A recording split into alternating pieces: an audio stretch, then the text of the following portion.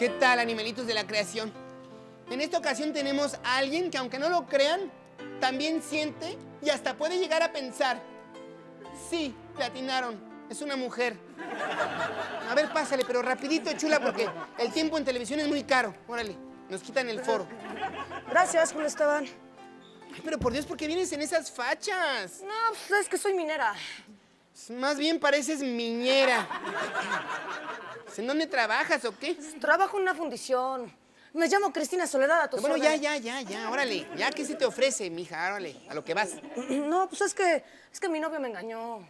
Pues algo le habrás hecho. No, te juro que no. Ah, pero eso no es todo.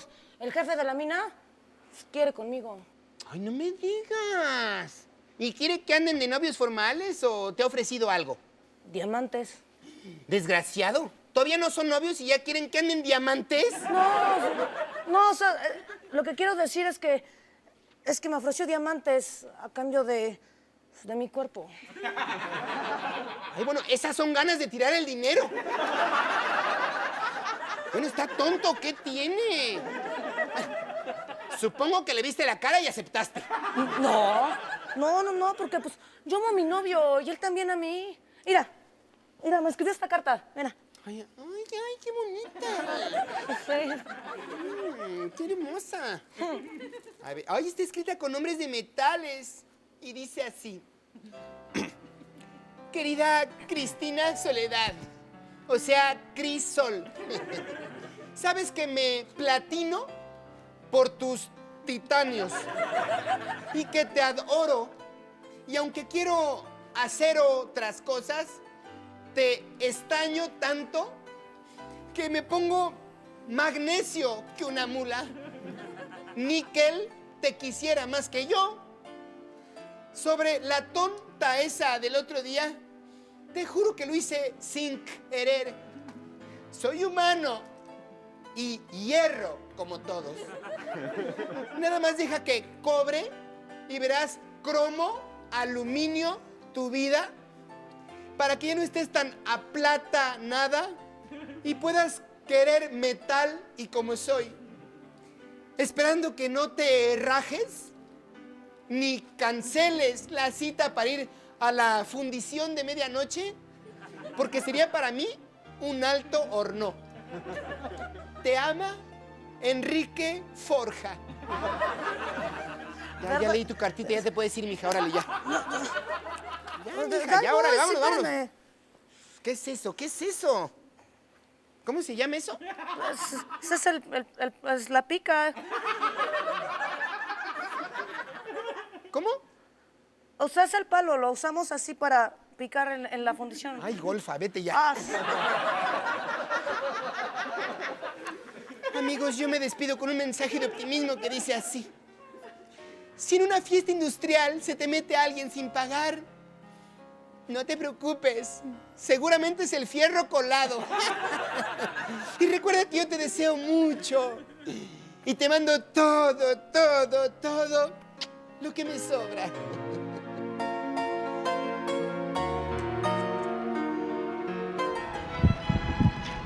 ¿Qué le parece el paisaje, maestro? Impresionante, ¿no? Muy hermoso. Estamos una vez más con el ilustre pensador, maestro y filósofo Armando Hoyos en París, Francia. La cuna de la moda, que sin duda es una de las ciudades más... ¿Me va a entrevistar o no? Me voy. Sí, maestro, perdón. Poco se sabe sobre su vida sentimental, maestro. Incluso hay quienes dicen que usted es todo un conquistador. ¿Es cierto? Sí, es verdad. ¿Y cuál es su técnica para conquistar a una mujer? Utilizo la técnica del sastrecillo valiente. ¿Sastrecillo valiente? ¿Cómo es?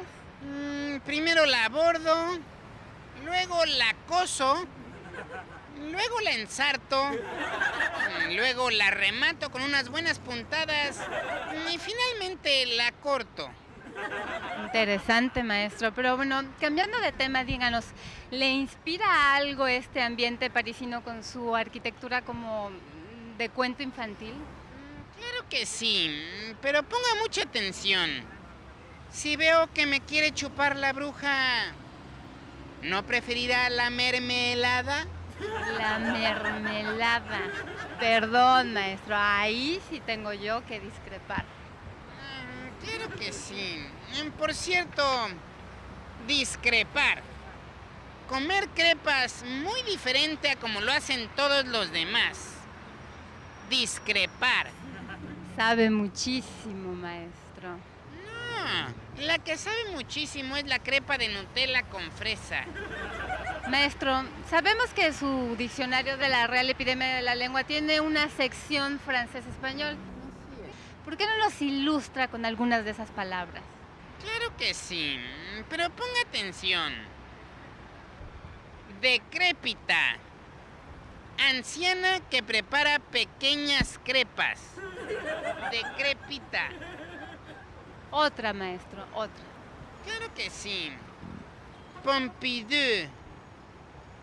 Doble pompi. Pompidou. Buenísimo, maestro. Yo lo sé. O escuche esta. Francachela. Cerveza francesa muy honesta. Francachela. Ahí sí tengo yo que concordar. Yo lo sé. Por cierto, concordar. Viajar en Concorde.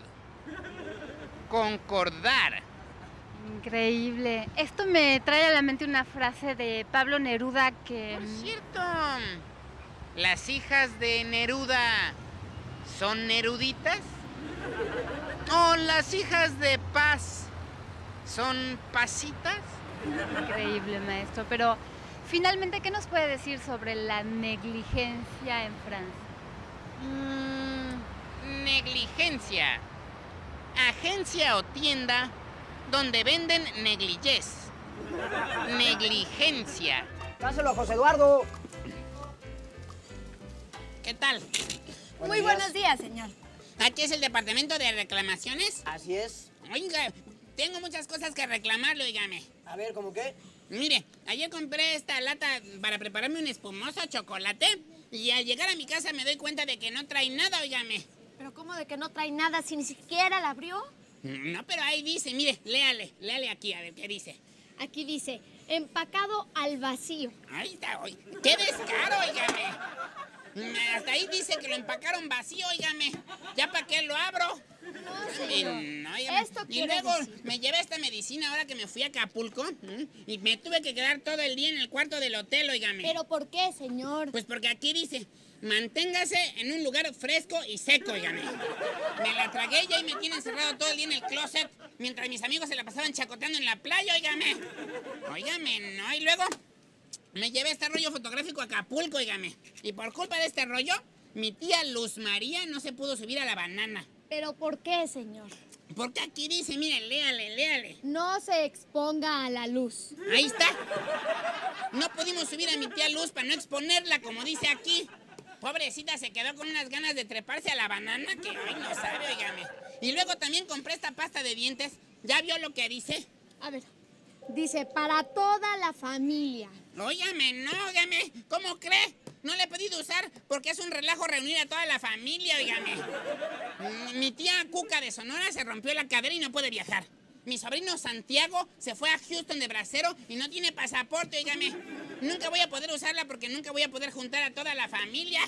Deberían de sacar una pasta que diga, para uno solito, óigame. Mire, señor, No, usted oiga, sí no, la y puede espéreme usar. también porque ¿qué tal este champú, óigame? Que es que para tener un cabello suave y sedoso, óigame. Mire, aquí dice, para mejores resultados, enjuague y repita. Óigame, no, ahí me tiene eructando abajo de la regadera después de enjuagarme, óigame. Y nada de nada, ¿dónde está lo suave y sedoso? Óigame, no se vale, óigame. Es que, señor, usted No, no, pero ha espéreme. entendido. Porque mire, esta rasuradora eléctrica, ¿qué le parece? Esta me salió carísima, óigame. ¿Y esa que Óigame. tiene, señor? Pues que no sé, pero no prende. Mire, en el instructivo dice, antes de usarla por primera vez, debe cargarse durante 12 horas. Óigame, no, le he cargado toda la semana y no prende, óigame. Ya hasta se me entumió el brazo. Señor, se refiere a cargar la batería. Mire, otra cosa, también es este desodorante para el refrigerador. Lo compré por lo que dice aquí, mire, ¿qué dice? A ver. Este producto actúa hasta por 60 días. Pues ahí sí, ahí tiene invitando a todos mis amigos y a mi familia para ver la actuación del producto. Y nada, óigame, ni un chistecito nos ha contado, óigame. Óigame, Señor, no, Pao, óigame. usted está muy No, mal. no, ya hasta se traba porque no tiene ni cara para reclamarme. ¿cómo no, señor? No, pues cómo sí. No, y luego mire me tomé media botellita y no me pasó nada, óigame. Ay, ¿qué quería que le pasara, eh? Pues yo creí que era una nueva presentación del Viagra. ¿Pero por qué? Pues, ¿cómo que? Porque aquí dice, dura hasta por 6 semanas. Óigame, no hay nada de nada, óigame. Ni cosquillas he sentido, óigame. Pues Óigame. claro que no. Esto es un aromatizante ambiental. Ah, caray, con razón, el otro día que se me hace un airecito en el elevador, todos aspiraron muy contentos, óigame. Qué barbaridad, pero esto es el colmo, mire. No he podido ni probar este delicioso cereal porque no he podido ni abrir la caja, óigame. Ay, señor, pero es muy fácil. Ah, sí, mire. Oiga, ¿qué No está pasa haciendo? nada. ¿Cómo que qué estoy haciendo? Aquí dice, para abrir, levante la pestaña. Ay, no se abre, óigame. Todo lo que venden es un fraude, óigame. A ver, señor, préstame la caja. No, es que... No necesita enojarse con la señorita, por favor. Lo único que tiene que hacer es meterle el dedito. Óigame. Yo puedo estar enojado, pero soy incapaz de hacer algo así. Yo soy un caballero. La señorita no tiene la culpa, óigame, ¿me entiende?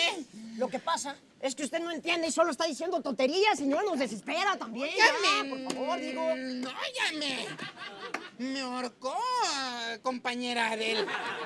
Nunca me habían ahorcado en un departamento de quejas. Me habían ahorcado en el departamento de un cuate porque no levanté la tapa del excusado. Pero nunca en el departamento de quejas, óigame. Ahora sí, me voy a quejar, óigame. Ay. Óigame, me ahorcó, ama de casa. Me ahorcó, óigame, no sentí que me ahogaba, óigame. No es para que me ahorque. Oiga, ¿qué está haciendo? ¿Por qué está abriendo esa leche si ni siquiera es suya? Óigame, no se enoje. Aquí dice claramente, ábrase aquí. Y aquí la abrí, óigame. Lo siento, pero si dice ábrala allá, pues la abro allá, óigame. Pero aquí dice clarito, ábrase aquí. ¡Ay, ya! No la abra, por favor. Óigame, me ahorcó por segunda vez, óigame. No, esa es una... ¿Qué? No sean metiche ya o... Me ahorcó, óigame, que todos súper... Me ahorcó. ¿Qué hace usted? Me ahorcó, óigame. ¿Qué pasa? Nos van a llamar la A todo el atención. departamento de ¿Qué le pasa blancos. por tomarse la Me ahorcó, aromatizante, óigame. señor? Por favor. No, pero que se Van a entere llamar la todo, atención, que se señor. entere todo el mundo, pero me ahorcó. Usted también es una pequeña traviesa, siéntese. Sí, porque así sentí Oiga, que me ya. ahogaba. Feliz aniversario de bodas, mi amor. Por los dos. Sí, qué bueno que ahora sí te acordaste. No como el año pasado, que no solo no me felicitaste, sino que ni siquiera me dirigiste la palabra. Ay, mi amor, no es que no me haya acordado. No te felicité porque hace un año estaba en el hospital. Y no te dirigí la palabra porque estaba en coma por el accidente que tuve cuando dejaste el gas abierto. Salud, mi amor. Sí, don Pretextos. Salud. Bueno, chiquita, ya olvidémoslo. Hoy no le estamos pasando muy bien. ¿A poco no está padrísimo el restaurante? Pues sí, no como la posilga a la que me llevaste en mi cumpleaños de hace 2 años. Sí, mi vida, pero acuérdate que esa fiesta te la organizaron tus papis. Yo no tuve nada que ver. Yo tan solo te llevé a donde ellos me dijeron. Pero tú aceptaste llevarme, animal. No lo niegues. No, sí es bien fácil zafarse, ¿no? Bueno, bebé, ya olvídalo, ya. Bueno, mira, te tengo un regalito, ¿eh? Mira. ¡Ay! ¿Te gusta, corazón? Son todos mis ahorros. Pues sí, está padre. Por lo menos se ve que este sí es bueno. No como la porquería de anillo de fantasía que me diste hoy en la mañana, renacuajo. ¿Qué crees, que ya se me olvidó, basura? Pero chiquita, si ese anillo es el que tú compraste en el tianguis y te lo di porque se te había caído. Sí, pero me lo diste, miserable. ¿Me diste un anillo con piedra de plástico hoy en la mañana, sí o no?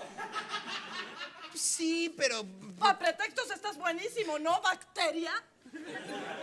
Bueno, nena, ya pasó, ya. Ya. Está bien. Está bien. Tienes razón. Hoy que es un día tan importante para mí, tenemos que esforzarnos en estar contentos. Ah, o sea que es cuando tú quieras, ¿no? Digo, porque el domingo pasado yo estaba muy contento y tú estabas muy deprimidita, ¿no? Pues sí, mi amor. Pero fue porque un día antes se había muerto mi mamá, perdóname. No, si es de contentillo la señora. La patrona dice hay que estar contentos, estamos contentos. Hay que estar tristes, estamos tristes. Ay, bueno, no exageres. No exagero. ¿Eh? El día del velorio de tu mamá, yo andaba rechispa. ¿Eh? Y tú con tu carota. No me celebraste ni un chiste. ¿Tú crees que no se dieron cuenta todos de que no te ríes de mis chistes? Me humillaste en pleno funeral, infeliz. Ya me imagino lo que han de estar diciendo de mí, que soy tu burla, crustácea. Miren, mejor vamos a cenar en lugar de que sigas diciendo estupideces. Está como insípida, ¿no crees, mi amor? Sí, claro. El señor es un excelente cocinero. Capaz de preparar los más suculentos manjares, ¿no?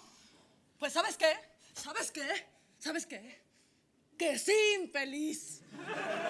Tu triste sopa del otro día estaba deliciosa, mandril. Me comí 3 platos, idiota. No como esta, que está re fea, gusano. Mira.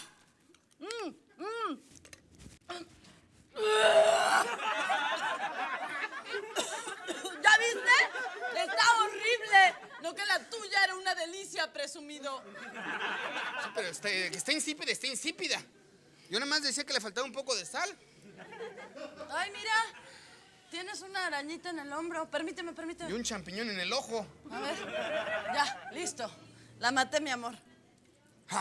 Sí, la mataste, ¿eh? Esta sí, ¿verdad? No como los 5 empistolados que nos asaltaron anoche, tarada. A esos sí no los mataste, ¿verdad? A esa sí, pero hasta mira. Pero la arañita sí, muy macha, ¿no? Babosa. Ay, oye, pero si me desconté a 3 y hasta los entregamos a la policía amarrados con mis medias. ¿Y a los otros 2? ¿Qué? ¿No valen o qué? Esos sí se te escaparon, babosa. A ver, ¿por qué esos sí no los mataste? Ah, pero eso sí, a la arañita sí, ¿verdad? Bueno, perdón. A ver, joven, me trae una cuchara más grande porque esta está muy chica. Una cuchara. Sí, ahora sí una cuchara, ¿no? No como ayer que fuimos a comer sushi y pediste unos palitos, ¿verdad? Lombriz de agua puerca. A ver, trágate tu sopa inmunda con palitos. A ver si eres tan machito. Ay, sí, una cuchara, estúpido. ¡Guácala! ¡Ay, hay una mosca en mi sopa! Sí, claro, una mosca. Pero a ver, de todas las almejas que tiene aquí adentro, ¿qué? De esas ni me dice nada, ¿verdad, estúpida? Sí, claro, para quejarse de las moscas cualquiera, imbécil. ¡Guácala! ¡Una mosca en mi sopa! Babosa. ¿Sabe qué? Tráiganos la cuenta. Claro, sí, tráiganos la cuenta. Pero hace rato que tráiganos la carta, ¿no? Sí, no. Sí, para pedir la cuenta cualquiera. Estúpido este. Oriundo. Vámonos de aquí, vámonos. No, sí, ahora sí vámonos, ¿no? Ahora sí vámonos, pero cuando llegamos, pásale, mi reina, ¿no?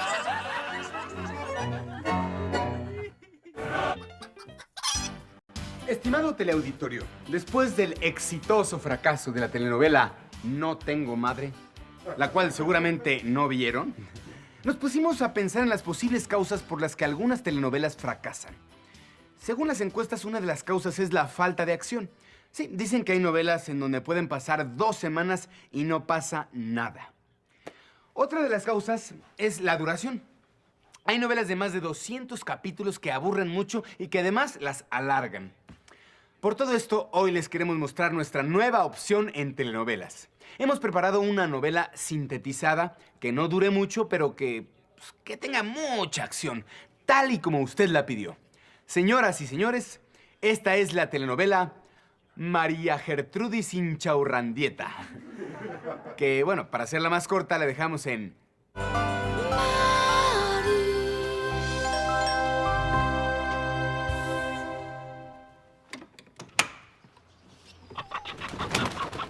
¿Qué quieres?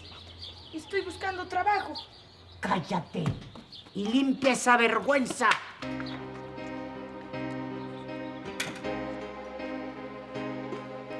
¿Pero por qué siempre la traen conmigo?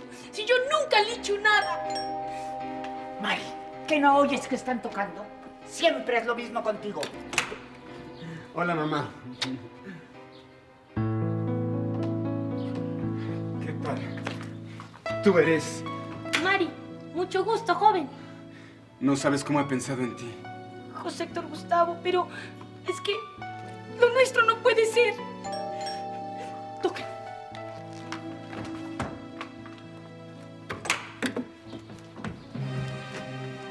Así es que tú eres... Mari. Ah. José Héctor Gustavo, mi amor. ¿Cómo estás? ¿Qué te pasa? Te siento muy extraño, ¿eh? No, nada, estoy bien. ¿Y tú cómo estás? Teresita. Ay, qué bueno que viniste. Ay, sí. Tenemos que hablar. Mari, yo creo que mi madre sospecha lo nuestro. José Héctor Gustavo está muy raro desde que conoció a Mari. Ya decía yo. Siempre sospeché de esa mugrosita. Pero me las va a pagar. José Héctor Gustavo, mi amor, ¿no me vas a ofrecer algo? Sí, mi vida, perdón. ¿Qué te sirvo? ¿Una copa de coñac? En un momento te la traigo. ¿No crees que estás yendo demasiado lejos? Ay, señorita, pero es que yo... Es decir, yo nunca he... Estoy cansada de que te quieras hacer la inocente. Desde que te conocí, no has hecho otra cosa que coquetearle a José Héctor Gustavo. Pero te lo advierto, o te alejas de él, o te pesará. Pero señorita, por favor. ¿Qué pasa? Ay, se me cayó la macetita. Perdóname, chula. Ya te ensucié todo el piso. No se preocupe, señorita. Yo limpio. Ay, vámonos a la recámara, mi amor. Limpia bien ese piso. ¡Mucama! Sí, señora. Tengo que hablar seriamente contigo. Ya me estás causando demasiados problemas en esta casa. Pero señora, yo... ¡Nada de peros! Tendrás que irte de aquí y ver recogiendo todas tus cosas. Y te me largas. ¡Ya! ¿Pero por qué, señor? ¿Por qué desde que llegué a esta casa todos me molestan? Yo me he esforzado por ser buena, por hacer bien mi trabajo. Solamente el joven José Héctor Gustavo es bueno conmigo y me quiere. Pero lo nuestro es imposible. Y ahora, después de todo este tiempo, me quieren correr. Mari, ¿pero qué tienes? No, no se me acerque. Ya he creado demasiados problemas, no se me acerque. La señorita Teresita ya sospecha de lo nuestro. Y yo no estoy segura de poder seguir adelante. Te prometo que hablaré con ella en cuanto pueda. Teresita, lo nuestro no puede seguir adelante porque yo amo a otra. Ya hablé con ella. Creo que lo entendió. ¡Malditos! ¡Me la van a pagar, desgraciados! ¡Me la van a pagar, usurpadora! ¡Suéltenme! ¡Volveré!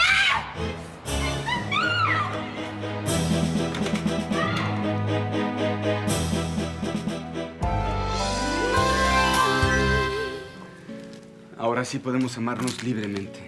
No lo puedo creer. Debo confesarte que siempre te he amado. ¿Te casarías conmigo? No lo sé. Debo pensarlo muy bien. De acuerdo, acepto.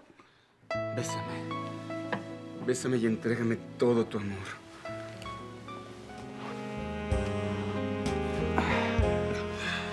No sabes qué feliz me siento. Mari, ¿qué tienes? No, nada. Es que tengo un poco de asco. Pero no es nada, me mareé. Debimos habernos cuidado. Voy a llamar al doctor. Doctor, ¿podría venir? Sí, gracias. Es por aquí, doctor. Gracias.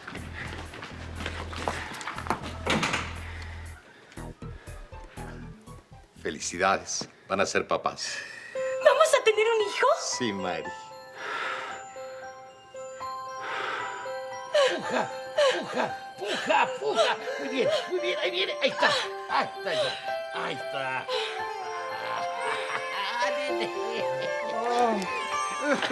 Quiero decirles que es un robusto bebé.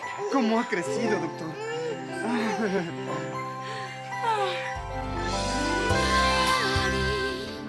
Próximamente, el gran final. Bueno, pues después de esto, yo ya parto.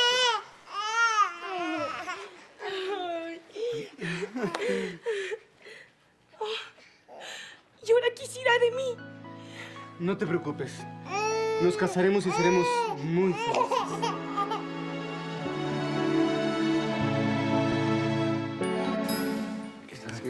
Nos están llegando los ratings y están altísimos. Además, durante el pasado corte comercial hicimos una exhaustiva encuesta telefónica en casa por casa y con mucho agrado y sorpresa descubrimos que esta telenovela fue todo un éxito. Así es que, como nosotros nos debemos a nuestro público, hemos decidido agregar 60 capítulos. Obviamente condensados, ¿no? Para todos los televidentes que nos favorecieron con su preferencia en la primera parte de la telenovela Mari. He aquí la telenovela Mari 2. Mari, Mari 2. Mari, Mari 2. Pero ¿y tu mamá? Ella no me quiere. Hablaré con ella en la primera oportunidad que tenga. Mamá, tengo que decirte... ¡Estás loco! Ella no es de tu clase. Pero, mamá... Basta. ¿Ya hablaste con tu mamá? Aún no. Lo intentaré más tarde.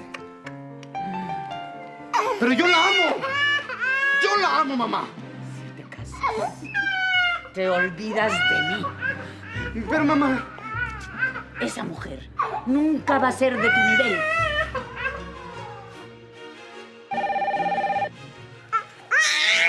Ay, cállate, que no me vas a dejar oír. Bueno, sí, soy yo. Que recibí una herencia. ¿Soy millonaria? ¿Está usted seguro? José Héctor Gustavo, me acaban de comunicar que soy heredera de una cuantiosa fortuna. Mary, darling, tú no te preocupes por nada. Yo haré los arreglos necesarios para la boda. Tú sabes que aquí siempre te hemos querido mucho, ¿verdad, hijo? Sí, mamá. No como la arpía esa de Teresa. Toma. Gracias. Bueno, ¿sí? Sí, compra más acciones. Bueno, pues voy a preparar todo para la boda, ¿eh? Dentro de 10 minutos ya se celebra. Y ya deben de llegar los invitados. Voy corriendo. Mi amor, ya verás que vamos a ser muy felices los dos. Los dos no. Los tres, mi amor. ¿Verdad, Junior? Sí,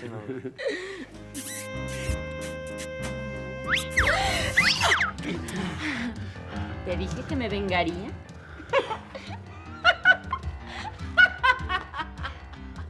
¿Pero cómo pudiste ser capaz de engañarme? ¡Respóndeme, José Héctor Gustavo! ¿Desde cuándo me engañas, dime? No, Mary, te juro que no es lo que Yo siempre te he sido fiel, siempre me he dedicado a ti y a nuestro hijo. Mary, te juro que no es lo que piensas. Por favor, Mary. Por favor, te juro que no volverá a suceder. No sé. Va a pasar mucho tiempo antes de que yo te crea y que te perdone. Está bien. Te creo y te perdono.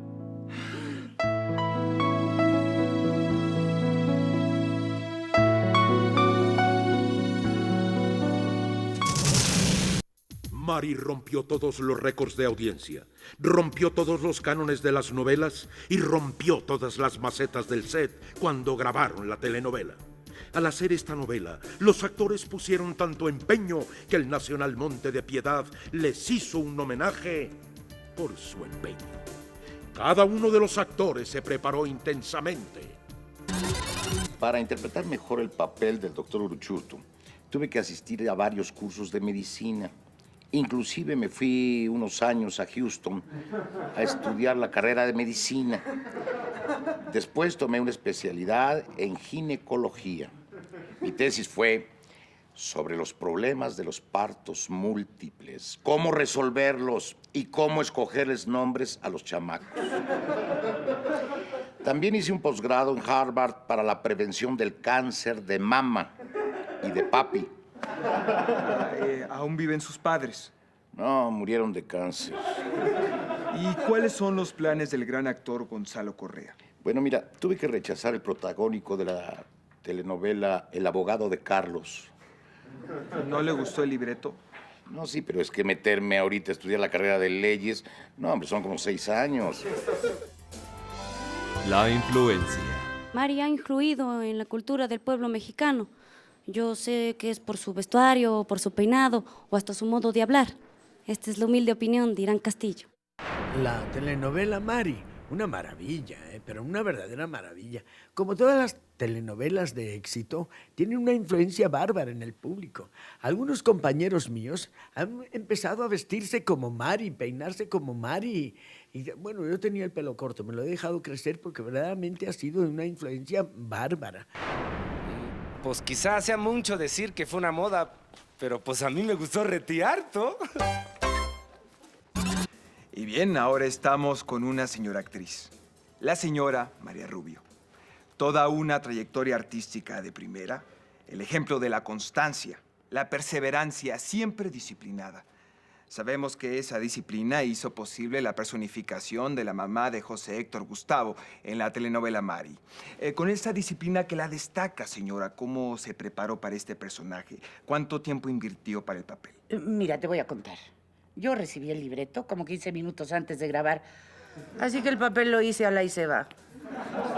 La opinión.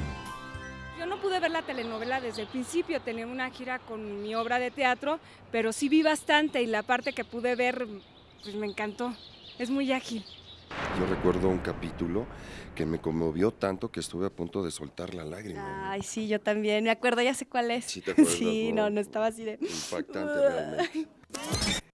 Don Pedro Armendáriz, ¿nos puede contar algo de su personaje? Pues sí, cómo no. A mí me toca ser el chofer de José Héctor Gustavo. Y hay un momento clave en todo el desarrollo de la telenovela esta, y sobre todo de mi personaje, ¿no? Que es cuando yo llevo a José Héctor a casa de su mamá. Sí, sí. Y yo lo llevo y pues yo lo llevo a esa casa, ¿no? Yo me quedo allá afuera esperándolo. Entonces, mientras yo estaba esperándolo, pues me puse a pensar qué haría un chofer de verdad en una situación como esta, ¿no? Y me empecé a meter mucho en el papel. Entonces, ¿qué agarré? Pues me fui a dar una vuelta, ¿no? Y a echar chorcha ahí con los cuates, me fui a echar unas chelas. Sí, unas chelas, sí. Y luego fui a ver a la novia también. Y sí, hice una bola de cosas. Inclusive hasta hice unas llamaditas ahí del coche del patrón para que quedara bien asentado el personaje, ¿no? Sí, lo hice de veras muy integrado, muy realista, todo muy bien, ¿no? Lo que fue una lástima es que no haya habido ninguna cámara que me grabara haciendo todo esto, ¿verdad? Entonces ahí todo mi trabajo, no sé cómo habrá quedado, pero yo lo hice muy bien, la verdad. Nailia Norvin, ¿qué nos puedes decir de esta importante participación que tuviste en la telenovela Mari? Me vengaré. Me vengaré. Me vengaré. Me vengaré. El público. ¿Le gustó la telenovela Mari? Sí. Ajá. Sí. Kate, nos cuenta tu producción que tú también te preparaste como nunca para lograr interpretar a la perfección este personaje de la indita pueblerina que se convierte en millonaria. ¿Cómo le hiciste para hablar y moverte como el personaje? Bueno, la verdad sí fue bien difícil para mí hacer las escenas estas de la Mari cuando se vuelve millonaria, ¿no? Es que las millonarias hablan rete raro. Hablan así como... Pero José Héctor Gustavo, entiéndelo. Yo te amo. No, es que me tuve que ir hasta los clubes sociales de las damas estas del Buen Decir, allá en las lomas de Chapultepec. Aprendí a jugar canasta, aprendí a jugar bridge, hasta fui a los mejores salones de belleza de estos de Polanco y hasta Santa Fe. Pues, para agarrar bien el estilo de cómo hablan, ¿no? ¿Y qué más hiciste para preparar de manera tan excelente este papel, Kate? Gracias por los elogios, niño Ariel. La verdad es que tuve que aprender a leer. Pues para estudiar los libros estos de la Guadalupe Loaesa. Y pues también me tuve que comprar una camioneta de esas de las que usan las señoras estas de Polanco y Tecamachalco, ¿no? ¿Y de quién has recibido más apoyo en tu carrera? Pues de mi tata Eri. Mi tata Eri siempre me ha ayudado de harto con mi carrera de actriz. Mari es un parteaguas de la telenovela en México, con unos recursos tecnológicos y una producción impresionantes. Es una telenovela que me hubiera gustado producir. aunque para ser sincero, yo no lo hubiera hecho mejor.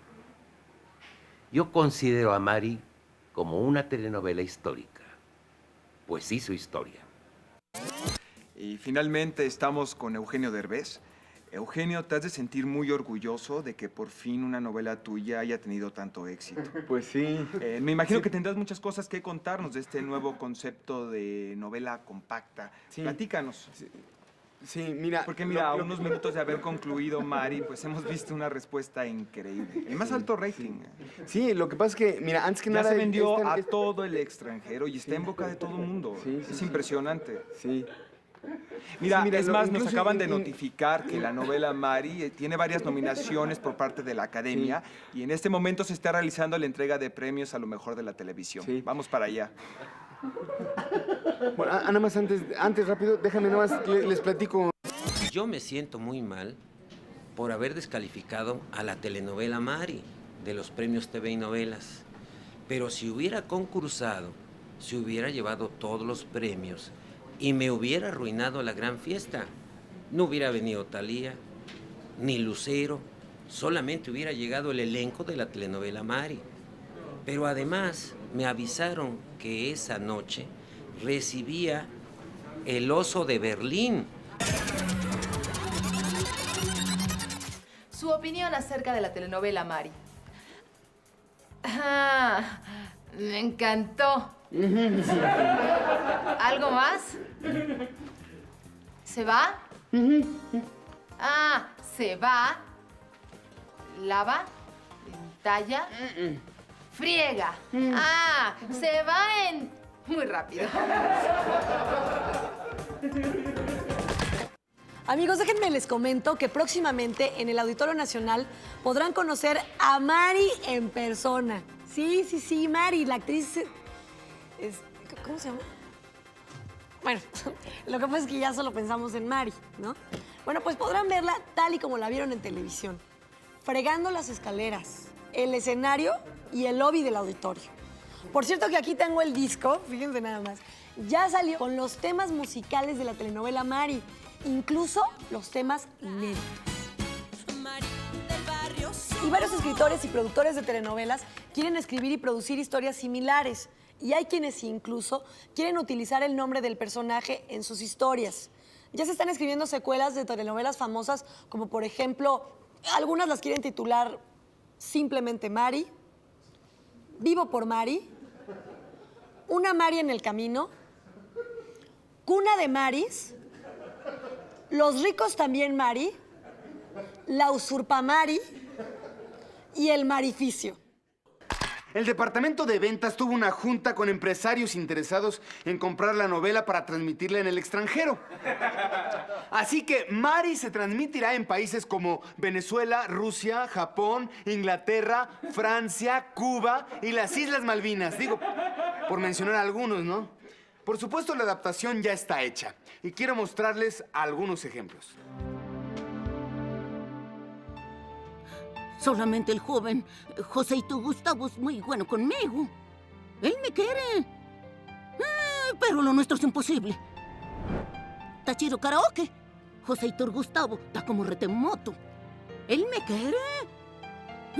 Tu chivana camrote panyaki. Ales el man le messier. Joseito Gustavo entre tribuna avec moi. Él me quiere. Me le nota tan posible. Solamente el pibe. Joseito Gustavo es remacanudo. Él me quiere. Che, pero lo nuestro es imposible. Only the young man. Joseito Gustavo, conmigo es very good. He loves me. But our love is impossible. Mari, la telenovela que hizo. En el universo elástico y delirante de vez en cuando, donde la realidad se estira como chicle bajo el sol y los personajes entran y salen de la lógica con una sonrisa cómplice, comienza esta historia en un pueblo minero imaginario llamado San Jacinto del Cobre, un punto perdido en el mapa mexicano donde el polvo rojizo se pega a los zapatos como un recuerdo que no quiere soltarse, y donde Ludoviquín Jr., uno de esos tantos alter ego imposibles que Eugenio Derbez podría encarnar con naturalidad, llega buscando trabajo, redención y quizá un amor que no lo haga quedar en ridículo. Aunque el destino, que aquí tiene sentido del humor, parece empeñado en lo contrario, Ludoviquín Jr. Es flaco, bigotito incipiente, sonrisa torcida y una confianza exagerada que no se corresponde con su talento real. Trae una maleta heredada de un tío que juraba haber sido minero pero en realidad vendía enciclopedias puerta a puerta, y al bajar del camión lo recibe una banda municipal desafinada. Porque el alcalde, don Melquíades Barrenechea, cree firmemente que la música espanta la mala suerte de las minas, aun cuando nadie recuerda que haya funcionado jamás. San Jacinto vive de una mina de cobre casi agotada y de los chismes que circulan más rápido que el viento del desierto. Y en ese caldo espeso Ludoviquín se presenta como ingeniero de minas autodidacta, aunque su mayor experiencia con túneles sea haber quedado atrapado una vez en un baño público. Y aún así consigue empleo gracias a una confusión burocrática y a la distracción crónica del jefe de personal, el señor Crispín, que firma papeles sin leer mientras tararea jingles de comerciales antiguos. El primer día en la mina es un desfile de absurdos, cascos demasiado grandes, lámparas que no encienden, supersticiones heredadas y mineros veteranos que miran a Ludoviquín con mezcla de lástima y diversión. Pero entre todos destaca Valentina, la hija del capataz, una mujer de mirada firme, manos fuertes y risa fácil, que conoce cada grieta del subsuelo y que no se impresiona por los discursos grandilocuentes de nadie. Y cuando Ludoviquín la ve por primera vez, con el rostro manchado de polvo y el cabello recogido en un pañuelo rojo, siente que el corazón le da un brinco como si hubiera detonado una carga mal calculada. Valentina, acostumbrada a hombres que presumen músculos y valentía, detecta de inmediato que Ludoviquín es distinto. No mejor ni peor, solo peligrosamente ingenuo, y esa diferencia le resulta curiosa, casi entrañable. Sobre todo cuando él intenta impresionarla explicándole teorías inexistentes sobre vetas imaginarias y termina cayéndose en un charco de lodo frente a ella, provocando una carcajada que resuena más fuerte que cualquier explosión controlada. El humor físico y verbal se entrelaza con la vida diaria del pueblo, donde la cantina El Socavón Feliz es el centro social y el escenario de monólogos involuntarios de borrachos filósofos, y donde Ludoviquín intenta conquistar a Valentina con serenatas desafinadas, consejos técnicos inútiles y una honestidad torpe que poco a poco desarma las defensas de ella. Aunque el camino no es sencillo porque aparece en escena Ramiro, el gallo, minero estrella, fuerte, seguro, y exnovio intermitente de Valentina, que ve en Ludoviquín una amenaza tan absurda que decide humillarlo públicamente para reafirmar su territorio. Sin embargo, como suele ocurrir en este mundo al revés, cada intento de burla se vuelve en contra de Ramiro y termina convirtiendo a Ludoviquín en una especie de héroe accidental, ya sea por salvar a un burro que cayó en un pozo o por activar sin querer un antiguo sistema de ventilación que evita un derrumbe, y el pueblo empieza a mirarlo con otros ojos, mientras el alcalde sueña con usarlo como imagen de campaña y el capataz lo observa con recelo creciente. En medio de todo, el amor va creciendo como una veta inesperada, no brillante ni perfecta, sino irregular y real, alimentada por conversaciones nocturnas frente a la mina, donde Valentina habla de su deseo de que San Jacinto no muera cuando el cobre se acabe y Ludoviquín confiesa su miedo constante a ser descubierto como un fraude, encontrando en esa vulnerabilidad compartida un terreno común más sólido que cualquier roca. La comedia no evita el trasfondo humano, y entre chistes, malentendidos y personajes secundarios extravagantes, como Doña Remedios que lee el futuro en las piedras o el ingeniero gubernamental que nunca llega al lugar correcto, se va tejiendo una historia donde el trabajo duro, la identidad y el afecto se cruzan en túneles estrechos.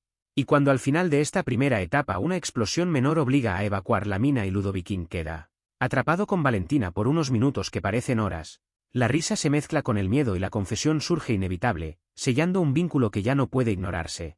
Mientras afuera el pueblo espera, chismea y apuesta, demostrando que en San Jacinto del Cobre el amor, como el mineral, se encuentra a veces donde menos se busca y siempre requiere excavar más profundo de lo previsto. La evacuación improvisada de la mina dejó al pueblo de San Jacinto del Cobre en un estado de nerviosismo festivo, porque allí incluso el peligro se vive como anécdota futura. Y mientras los mineros salían cubiertos de polvo y teorías contradictorias, Ludoviquín Jr. y Valentina emergieron los últimos. No como héroes clásicos sino como dos personas con el pulso acelerado y una cercanía nueva que nadie pudo ignorar. Especialmente Doña Remedios, que aseguró haber visto en las piedras una unión sellada por el espíritu del cobre viejo, frase que nadie entendió pero que todos repitieron durante días. Ludoviquín, aún temblando, intentó bromear para ocultar su miedo, diciendo que había probado la experiencia de spa subterráneo y no la recomendaba, provocando risas que aliviaron la tensión. mientras Valentina lo miraba con una mezcla de gratitud y desconcierto, porque en esos minutos encerrados él no había intentado hacerse el valiente, sino que había hablado de su madre, de su infancia errante, de la constante sensación de no pertenecer a ningún lugar, y esa sinceridad, dicha entre rocas y polvo, había calado más hondo que cualquier promesa romántica. El capataz, don Eusebio, no tardó en expresar su desconfianza, no tanto por el incidente sino por la cercanía evidente entre su hija y aquel recién llegado de credenciales dudosas, y decidió vigilar a Ludoviquín con el mismo celo con que revisaba los soportes de los túneles, convencido de que tarde o temprano todo lo mal hecho se viene abajo. Mientras tanto, el alcalde Melquíades vio una oportunidad de oro, nunca mejor dicho, y anunció una visita oficial de funcionarios estatales para evaluar la seguridad de la mina, y de paso, tomarse fotos que parecieran progreso, poniendo a Ludoviquín en una posición incómoda al nombrarlo asesor técnico honorario, título que él aceptó con una sonrisa rígida y un sudor frío que le recorría la espalda,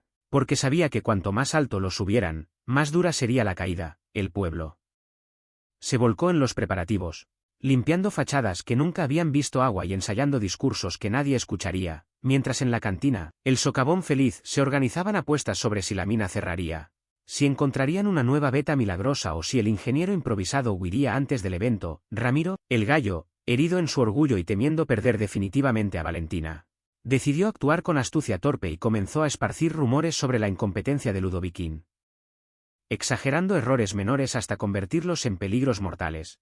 Pero el efecto fue contrario porque cada chisme parecía reforzar la simpatía del pueblo por el forastero, visto ahora como un blanco injusto de envidias locales. En medio de ese clima, Ludoviquín y Valentina compartieron más tiempo, caminatas nocturnas por los bordes del pueblo, conversaciones sobre sueños imposibles, como el de ella de estudiar geología formalmente o el de él de escribir algún día un manual titulado como Sobrevivir sin saber lo que haces, y aunque el tono seguía siendo ligero, había momentos de silencio cargados de significado, de miradas que decían más que los chistes, y de una atracción que se consolidaba sin necesidad de grandes gestos.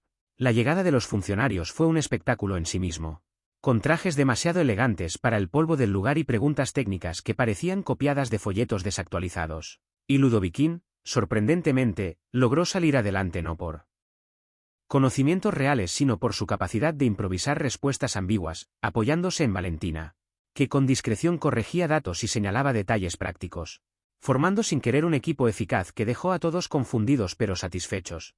El clímax del día llegó cuando uno de los visitantes quedó atrapado en un ascensor minero averiado, provocando pánico mediático, y Ludoviquín, empujado por las circunstancias, lideró el rescate con una mezcla de lógica básica y pura suerte, logrando sacar al funcionario ileso, gesto que lo convirtió definitivamente en el ingeniero valiente ante los ojos oficiales, aunque él supiera que había sido más azar que mérito.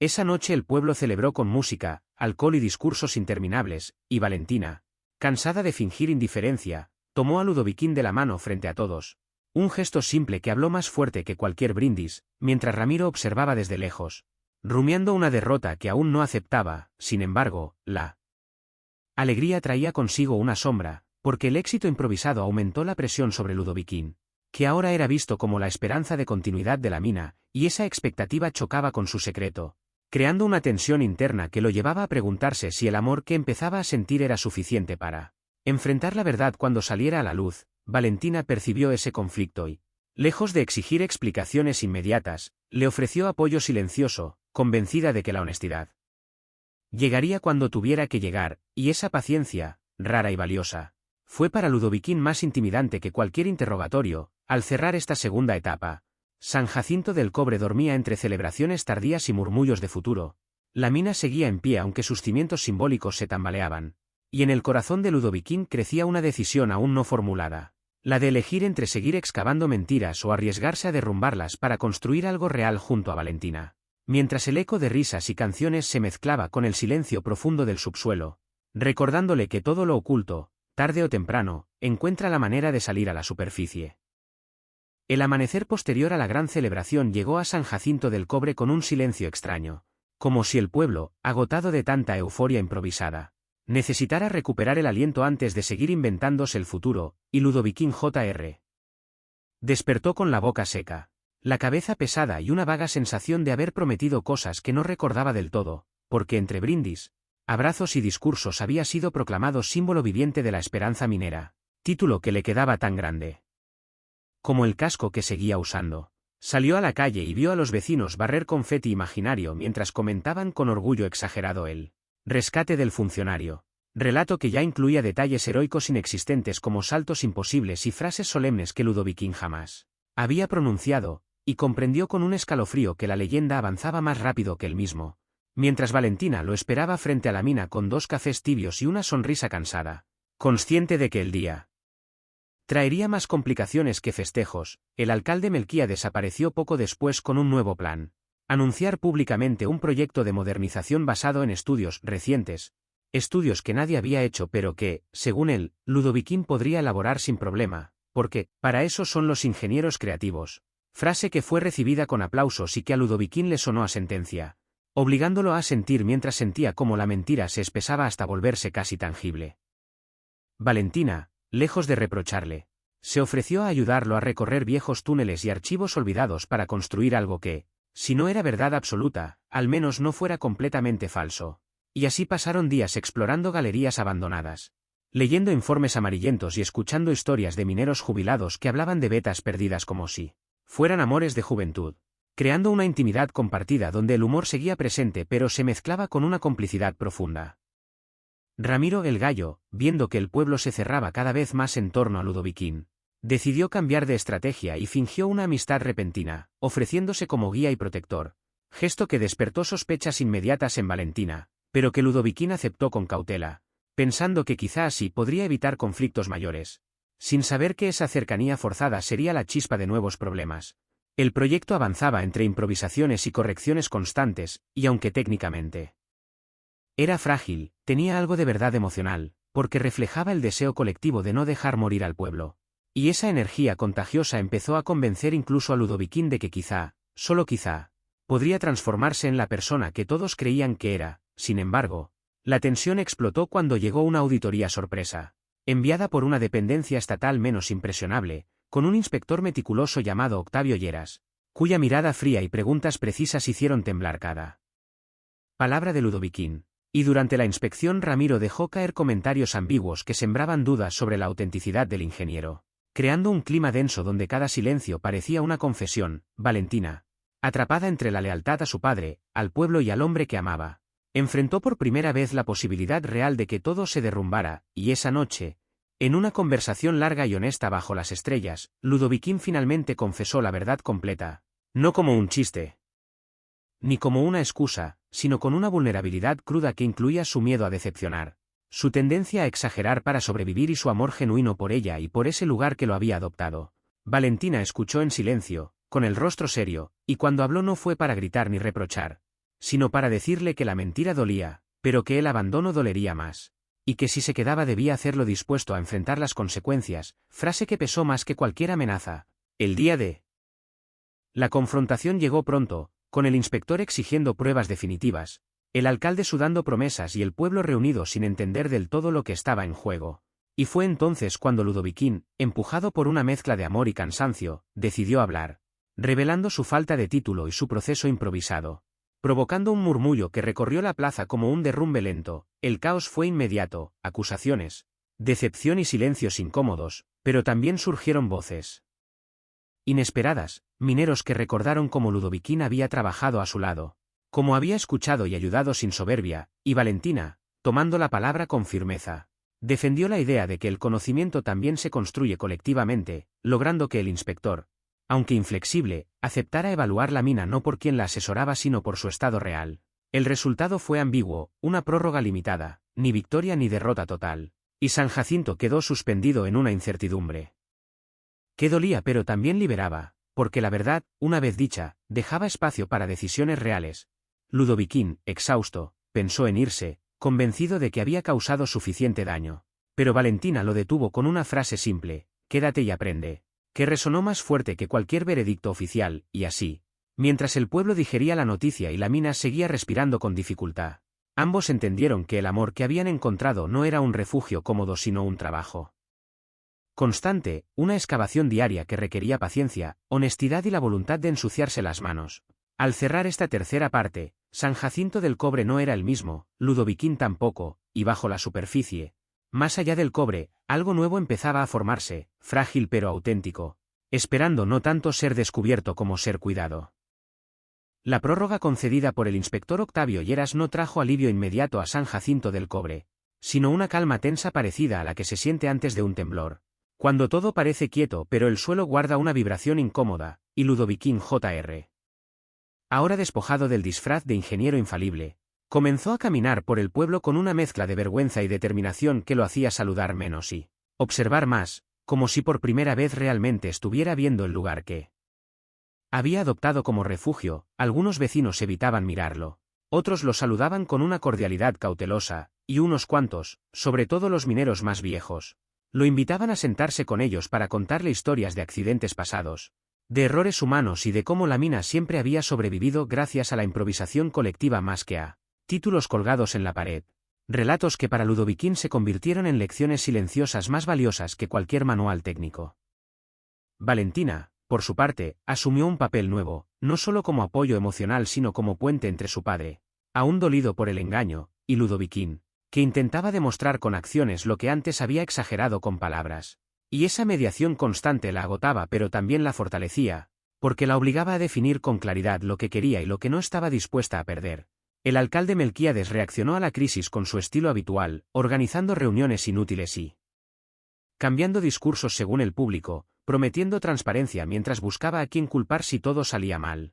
Y en ese juego Ramiro, el gallo, vio una nueva oportunidad, presentándose como líder natural de los mineros jóvenes, defensor de la tradición y crítico feroz de cualquier cambio, postura que le devolvió cierto prestigio perdido y que tensó aún más el ambiente. Ludoviquín decidió entonces aprender de verdad, sin atajos ni máscaras, y comenzó a acompañar a Valentina y a otros trabajadores en turnos completos dentro de la mina, observando, preguntando y cometiendo errores pequeños que aceptaba con humildad, gesto que poco a poco fue desmontando la imagen de farsante para construirla de aprendiz comprometido, aunque el proceso no estuvo exento de momentos cómicos, como cuando confundió señales básicas y terminó activando un sistema de riego de emergencia que empapó a medio equipo, provocando carcajadas que aliviaron tensiones acumuladas. La auditoría seguía en el horizonte como una amenaza constante, y el inspector Lleras enviaba mensajes esporádicos solicitando avances concretos, lo que obligó al pueblo a organizarse de manera más seria de lo que nunca había hecho, creando comités improvisados, recopilando datos reales y aceptando por primera vez que quizá el futuro no dependía solo de extraer más cobre, sino de reinventarse, idea que generaba tanto entusiasmo como miedo. En ese contexto, Valentina comenzó a hablar abiertamente de su deseo de estudiar fuera y volver con conocimientos formales, sueño que había guardado por años por lealtad a su familia y al pueblo. Y esa confesión removió algo profundo en Ludoviquín, porque veía en ella una valentía que él había evitado toda su vida, y aunque la apoyaba sinceramente, no podía evitar sentir el temor egoísta de quedarse solo si ella se iba.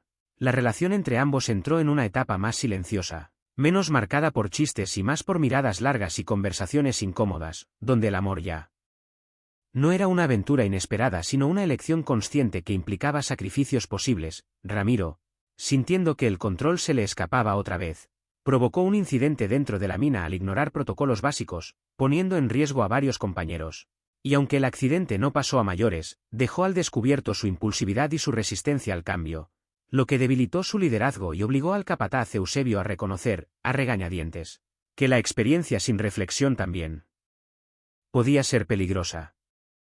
Ludoviquín, testigo del caos, reaccionó con rapidez y calma aprendida, ayudando a coordinar la salida y demostrando que su crecimiento no era una ilusión, gesto que incluso el inspector Lleras reconoció en un informe preliminar, calificándolo como progreso humano relevante, frase ambigua que en San Jacinto fue celebrada como una medalla. Sin embargo, el verdadero conflicto llegó cuando Valentina recibió una carta de aceptación provisional de una universidad lejana, oportunidad real que la obligaba a decidir en poco tiempo, y la noticia cayó entre ambos como una piedra pesada, porque simbolizaba todo lo que estaba en juego: el amor, el pueblo, la identidad y el miedo al cambio. Ludoviquín, fiel a su nueva honestidad, le dijo que no quería ser una cadena que la retuviera, aunque en su interior deseaba pedirle que se quedara, y Valentina, con lágrimas contenidas, respondió que aún no sabía si marcharse era huir o avanzar, y que necesitaba tiempo para entenderlo. El pueblo, ajeno a los detalles íntimos, seguía su propio proceso de adaptación, aprendiendo lentamente que la verdad no había destruido San Jacinto, sino que lo había obligado a mirarse sin maquillaje, y entre talleres improvisados, reuniones tensas y risas inevitables, se gestaba una comunidad distinta, menos ingenua pero más consciente. Al final de esta cuarta parte, Ludoviquín se encontraba sentado frente a la entrada de la mina al atardecer, observando cómo el cielo se teñía del mismo rojo que el polvo. Pensando que tal vez el amor minero no consistía en poseer ni en prometer eternidades, sino en acompañar mientras se excava, aceptar derrumbes y seguir adelante con las manos sucias pero el corazón despierto, mientras Valentina, desde la distancia, lo miraba con una expresión que mezclaba ternura y decisión, anticipando cambios inevitables que ninguno de los dos podía ya detener. El tiempo empezó a comportarse de manera extraña en San Jacinto del Cobre, estirándose y encogiéndose según las emociones colectivas, porque mientras los días parecían eternos para quienes temían el cierre definitivo de la mina, las semanas volaban para aquellos que estaban demasiado ocupados reinventando su papel dentro de un pueblo que ya no podía fingir que nada había pasado, y en ese vaivén Ludoviquín Jr. se fue convirtiendo, casi sin darse cuenta, en una figura cotidiana menos llamativa, pero más sólida, alguien que ya no despertaba murmullos al pasar sino comentarios prácticos, peticiones concretas y hasta bromas afectuosas, señal inequívoca de que la comunidad lo había integrado no por el mito del héroe improvisado sino por la constancia del aprendiz dispuesto. Cada mañana entraba a la mina con un cuaderno gastado donde anotaba observaciones, preguntas y dibujos torpes de galerías, consciente de que ese cuaderno era más honesto que cualquier título falso. Y Valentina, observándolo desde una mezcla de orgullo y preocupación, veía cómo ese hombre que había llegado huyendo de sí mismo ahora se enfrentaba a su propia ignorancia con una valentía silenciosa que la conmovía más que las bravatas de antaño. La carta de aceptación universitaria seguía guardada en un cajón, como una bomba emocional de tiempo indefinido, y aunque Valentina no hablaba de ella abiertamente, su presencia se filtraba en cada conversación importante, en cada silencio largo, porque ambos sabían que esa decisión redefiniría no solo su relación sino el equilibrio frágil del pueblo, donde muchos ya la veían como una futura líder capaz de traer conocimiento nuevo sin despreciar lo aprendido. Bajo tierra, don Eusebio, el capataz, comenzó a cambiar lentamente su actitud hacia Ludoviquín, no con palabras suaves sino con gestos prácticos, asignándole tareas más complejas, pidiéndole opinión en reuniones técnicas y corrigiéndolo sin humillación cuando se equivocaba, conducta que Valentina interpretó como una forma ruda pero sincera de aceptación, aunque el viejo minero jamás admitiría en voz alta que se había equivocado al juzgarlo. El alcalde Melquíades, en cambio, atravesaba una crisis personal y política, porque su estrategia de discursos vacíos ya no funcionaba con un pueblo que había probado el sabor incómodo de la verdad, y sus intentos de volver a un optimismo superficial eran recibidos con miradas cansadas, obligándolo a negociar con actores externos y a considerar proyectos alternativos que nunca había tomado en serio, como el turismo histórico o la capacitación técnica, ideas que lo aterraban porque no podía controlarlas del todo. Ramiro, el gallo, cada vez más aislado, oscilaba entre la resignación y la rabia, y aunque seguía trabajando duro, su relación con el resto de los mineros se había enfriado, no por falta de fuerza sino por su incapacidad de adaptarse a un entorno donde la autoridad ya no provenía solo del músculo y la audacia, y esa frustración lo llevaba a observar de lejos a Valentina y Ludoviquín con una mezcla de nostalgia y resentimiento que amenazaba con explotar en cualquier momento. El inspector Octavio Lleras reapareció sin aviso una tarde polvorienta, caminando por el pueblo con su libreta habitual y una expresión menos severa que antes, dispuesto a evaluar avances reales, y su presencia reactivó viejos nervios. Pero esta vez la reacción fue distinta, porque en lugar de correr a esconder errores o fabricar informes falsos, la gente lo llevó directamente a los túneles, a los talleres improvisados y a las reuniones comunitarias donde se discutían problemas con crudeza, actitud que sorprendió al propio Ludoviquín, quien se dio cuenta de que el cambio más profundo no estaba en los números sino en la forma de enfrentar la mirada externa. Durante la inspección, Valentina tomó la palabra varias veces, explicando procesos, reconociendo fallas y proponiendo soluciones con una claridad que no buscaba impresionar sino resolver, y Lleras, atento, empezó a verla no solo como la hija del capataz sino como una profesional en potencia, detalle que no pasó desapercibido para Ludoviquín, quien sintió un orgullo mezclado con el miedo anticipado de perderla. Esa noche, tras un día agotador, ambos caminaron hasta el borde del pueblo, donde el ruido de la mina se convertía en un murmullo distante, y Valentina finalmente habló de la carta, no como una noticia dramática sino como una realidad inevitable, confesando que deseaba irse para volver mejor preparada, pero que temía que la distancia diluyera lo que habían construido, y Ludoviquín, respirando hondo, respondió que su amor no podía ser una jaula ni una excusa para renunciar a crecer, aunque admitirlo le doliera más de lo que estaba dispuesto a mostrar. Esa conversación marcó un antes y un después, porque ya no se trataba de si se querían, sino de cómo se querían, y esa distinción, tan sencilla en teoría, resultaba brutal en la práctica. El pueblo, por su parte, comenzó a organizar una asamblea abierta para decidir el futuro de la mina y de San Jacinto, evento inédito que despertó tanto entusiasmo como caos, con vecinos proponiendo ideas contradictorias, desde convertir galerías en museos hasta crear cooperativas educativas. Y Ludoviquín participó activamente no como experto sino como facilitador, ayudando a ordenar debates y a traducir miedos en propuestas, rol que nadie le había asignado pero que asumió con naturalidad. Ramiro intentó sabotear la asamblea con discursos incendiarios sobre la pérdida de identidad y la traición a la tradición, pero su tono agresivo contrastó con el deseo general de encontrar soluciones, dejándolo aislado en su postura. Y aunque el conflicto no estalló abiertamente, quedó claro que su influencia se desmoronaba. El inspector Lleras, testigo de la asamblea, anotó más de lo que habló, y antes de irse se acercó a Ludoviquín para decirle, sin elogios ni reproches, que la capacidad de aprender y unir voluntades era un valor técnico subestimado, comentario que Ludoviquín guardó como un tesoro silencioso.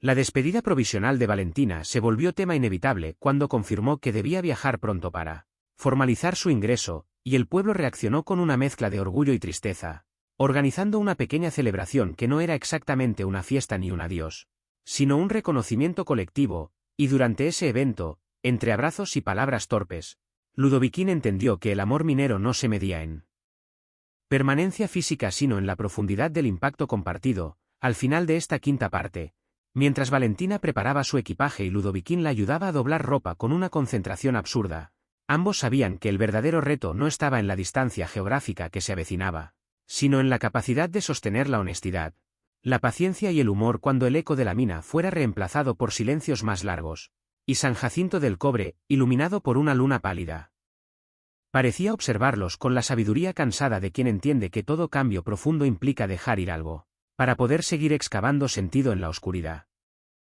La despedida de Valentina no fue un momento puntual sino un proceso lento y fragmentado que se infiltró en cada rincón de San Jacinto del Cobre, porque desde el día en que su viaje se volvió inevitable el pueblo entero comenzó a mirarla con una mezcla de orgullo anticipado y melancolía preventiva, como si ya estuviera ausente aun estando presente.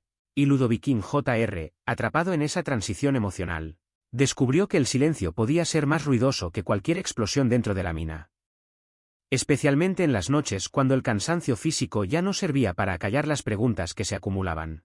En su cabeza, los días previos a la partida estuvieron llenos de gestos pequeños, conversaciones interrumpidas, promesas vagas y risas forzadas que intentaban disfrazar el miedo compartido, porque ninguno de los dos quería convertir el amor en un drama solemne, aunque ambos sabían que algo esencial estaba cambiando, y en ese intento por normalizar lo extraordinario encontraron momentos de ternura inesperada, como cuando Valentina le enseñó a Ludoviquín a identificar sonidos específicos del subsuelo o cuando él, torpemente, trató de explicarle cómo organizar sus apuntes para el futuro, como si así pudiera seguir siendo útil incluso a la distancia. El día de la partida llegó con un amanecer gris, raro para un pueblo acostumbrado al sol implacable, y mientras el camión que la llevaría a la ciudad esperaba en la plaza, los vecinos se acercaron uno a uno con consejos, regalos improvisados y advertencias exageradas, creando un ambiente que oscilaba entre la feria y el velorio simbólico, y Valentina, conteniendo la emoción, agradeció cada gesto con la serenidad de quien entiende que ese viaje no era una huida sino una inversión en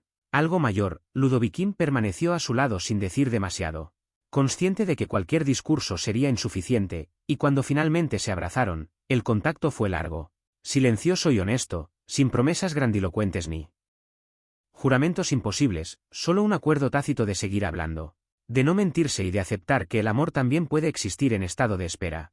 La partida dejó un vacío inmediato, perceptible incluso en la mina, donde la ausencia de Valentina se tradujo en una coordinación menos fluida y en una sensación general de desorientación, porque ella había sido un punto de referencia práctico y emocional, y aunque el trabajo continuó, la rutina adquirió un tono más mecánico, obligando a Ludoviquín a asumir responsabilidades mayores sin el apoyo directo que había aprendido a valorar. Don Eusebio, enfrentado por primera vez a la ausencia prolongada de su hija, se refugió en el trabajo con una severidad casi obsesiva, Pero poco a poco comenzó a confiar más en Ludoviquín, no como sustituto afectivo sino como aliado competente.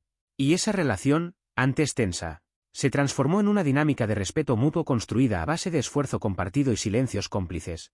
El inspector Octavio Lleras mantuvo contacto esporádico, solicitando informes y avances. Pero esta vez su tono fue menos inquisitivo y más orientado a evaluar procesos sostenibles, lo que permitió al pueblo consolidar algunas de las iniciativas surgidas en la Asamblea, como programas de capacitación interna y proyectos piloto de reconversión económica, iniciativas que avanzaban lentamente pero con una convicción inédita. Ludoviquín, inmerso en esas tareas, descubrió que el trabajo colectivo era una forma efectiva de manejar la nostalgia, porque cada decisión práctica le recordaba que el amor que había compartido con Valentina seguía influyendo en la manera en que enfrentaba los problemas, haciéndolo más paciente, más atento y menos inclinado a esconder errores. Las comunicaciones entre ambos comenzaron con entusiasmo, mensajes largos y detallados que intentaban compensar la distancia, pero con el paso de las semanas se volvieron más breves y espaciadas, no por falta de cariño sino por la intensidad de los nuevos entornos que Valentina debía enfrentar: la universidad, la ciudad, las exigencias académicas y la sensación constante de ser observada y evaluada.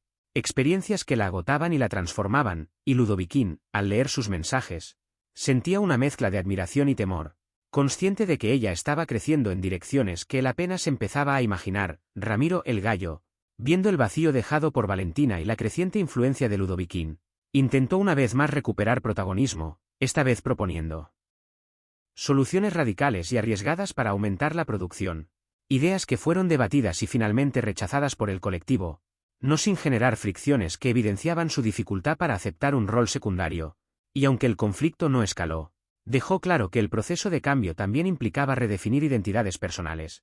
El pueblo comenzó a acostumbrarse a la ausencia, integrándola como parte de una nueva normalidad, y en ese ajuste San Jacinto del Cobre demostró una resiliencia inesperada, manteniendo viva la comunicación con Valentina, enviándole noticias, fotos y preguntas, como si su viaje fuera una extensión del propio proceso comunitario y no una ruptura.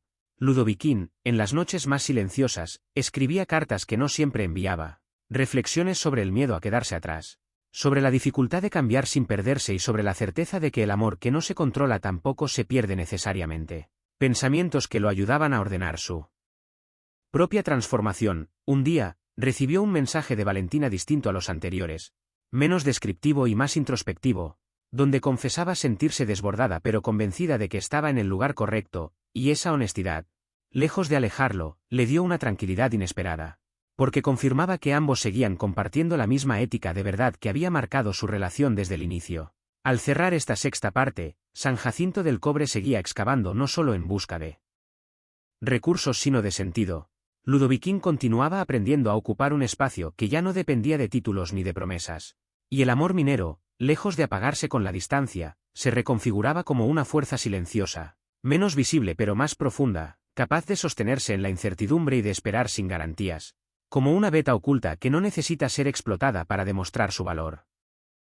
La rutina en San Jacinto del Cobre empezó a adquirir un ritmo distinto, menos caótico que en los meses anteriores pero también más exigente, porque una vez superada la etapa de crisis abierta llegó ese momento incómodo en el que ya no se puede culpar a la emergencia de todo y cada quien debe hacerse responsable de sostener lo que se ha construido. Y Ludoviquín Jr., que antes vivía reaccionando a los acontecimientos, se encontró por primera vez anticipándolos, despertándose antes del amanecer no por ansiedad sino por una especie de compromiso silencioso que había echado raíces sin pedir permiso. La mina funcionaba ahora con procedimientos más claros, todavía imperfectos pero compartidos, y aunque el cobre seguía siendo limitado, el valor simbólico del trabajo se había transformado, porque ya no se trataba solo de extraer material sino de demostrar que el pueblo podía operar con dignidad, aprendizaje y cooperación, idea que para muchos resultaba más pesada que cualquier carga física.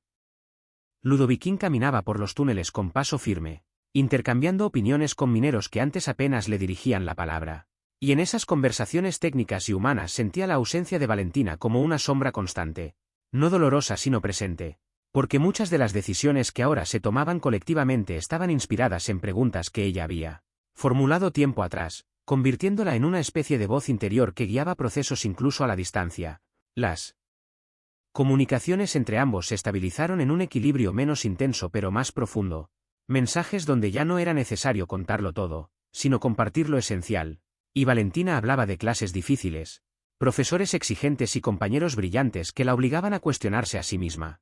Mientras Ludoviquín respondía con relatos del pueblo, de avances pequeños pero significativos, de discusiones largas y de momentos absurdos que mantenían vivo el humor que siempre había sido un lenguaje común entre ellos, don Eusebio, cada vez más consciente de su propio desgaste físico, comenzó a delegar responsabilidades de manera gradual, proceso que no estuvo exento de fricciones, porque soltar el control le resultaba casi tan difícil como aceptar que su hija estaba lejos por una buena razón.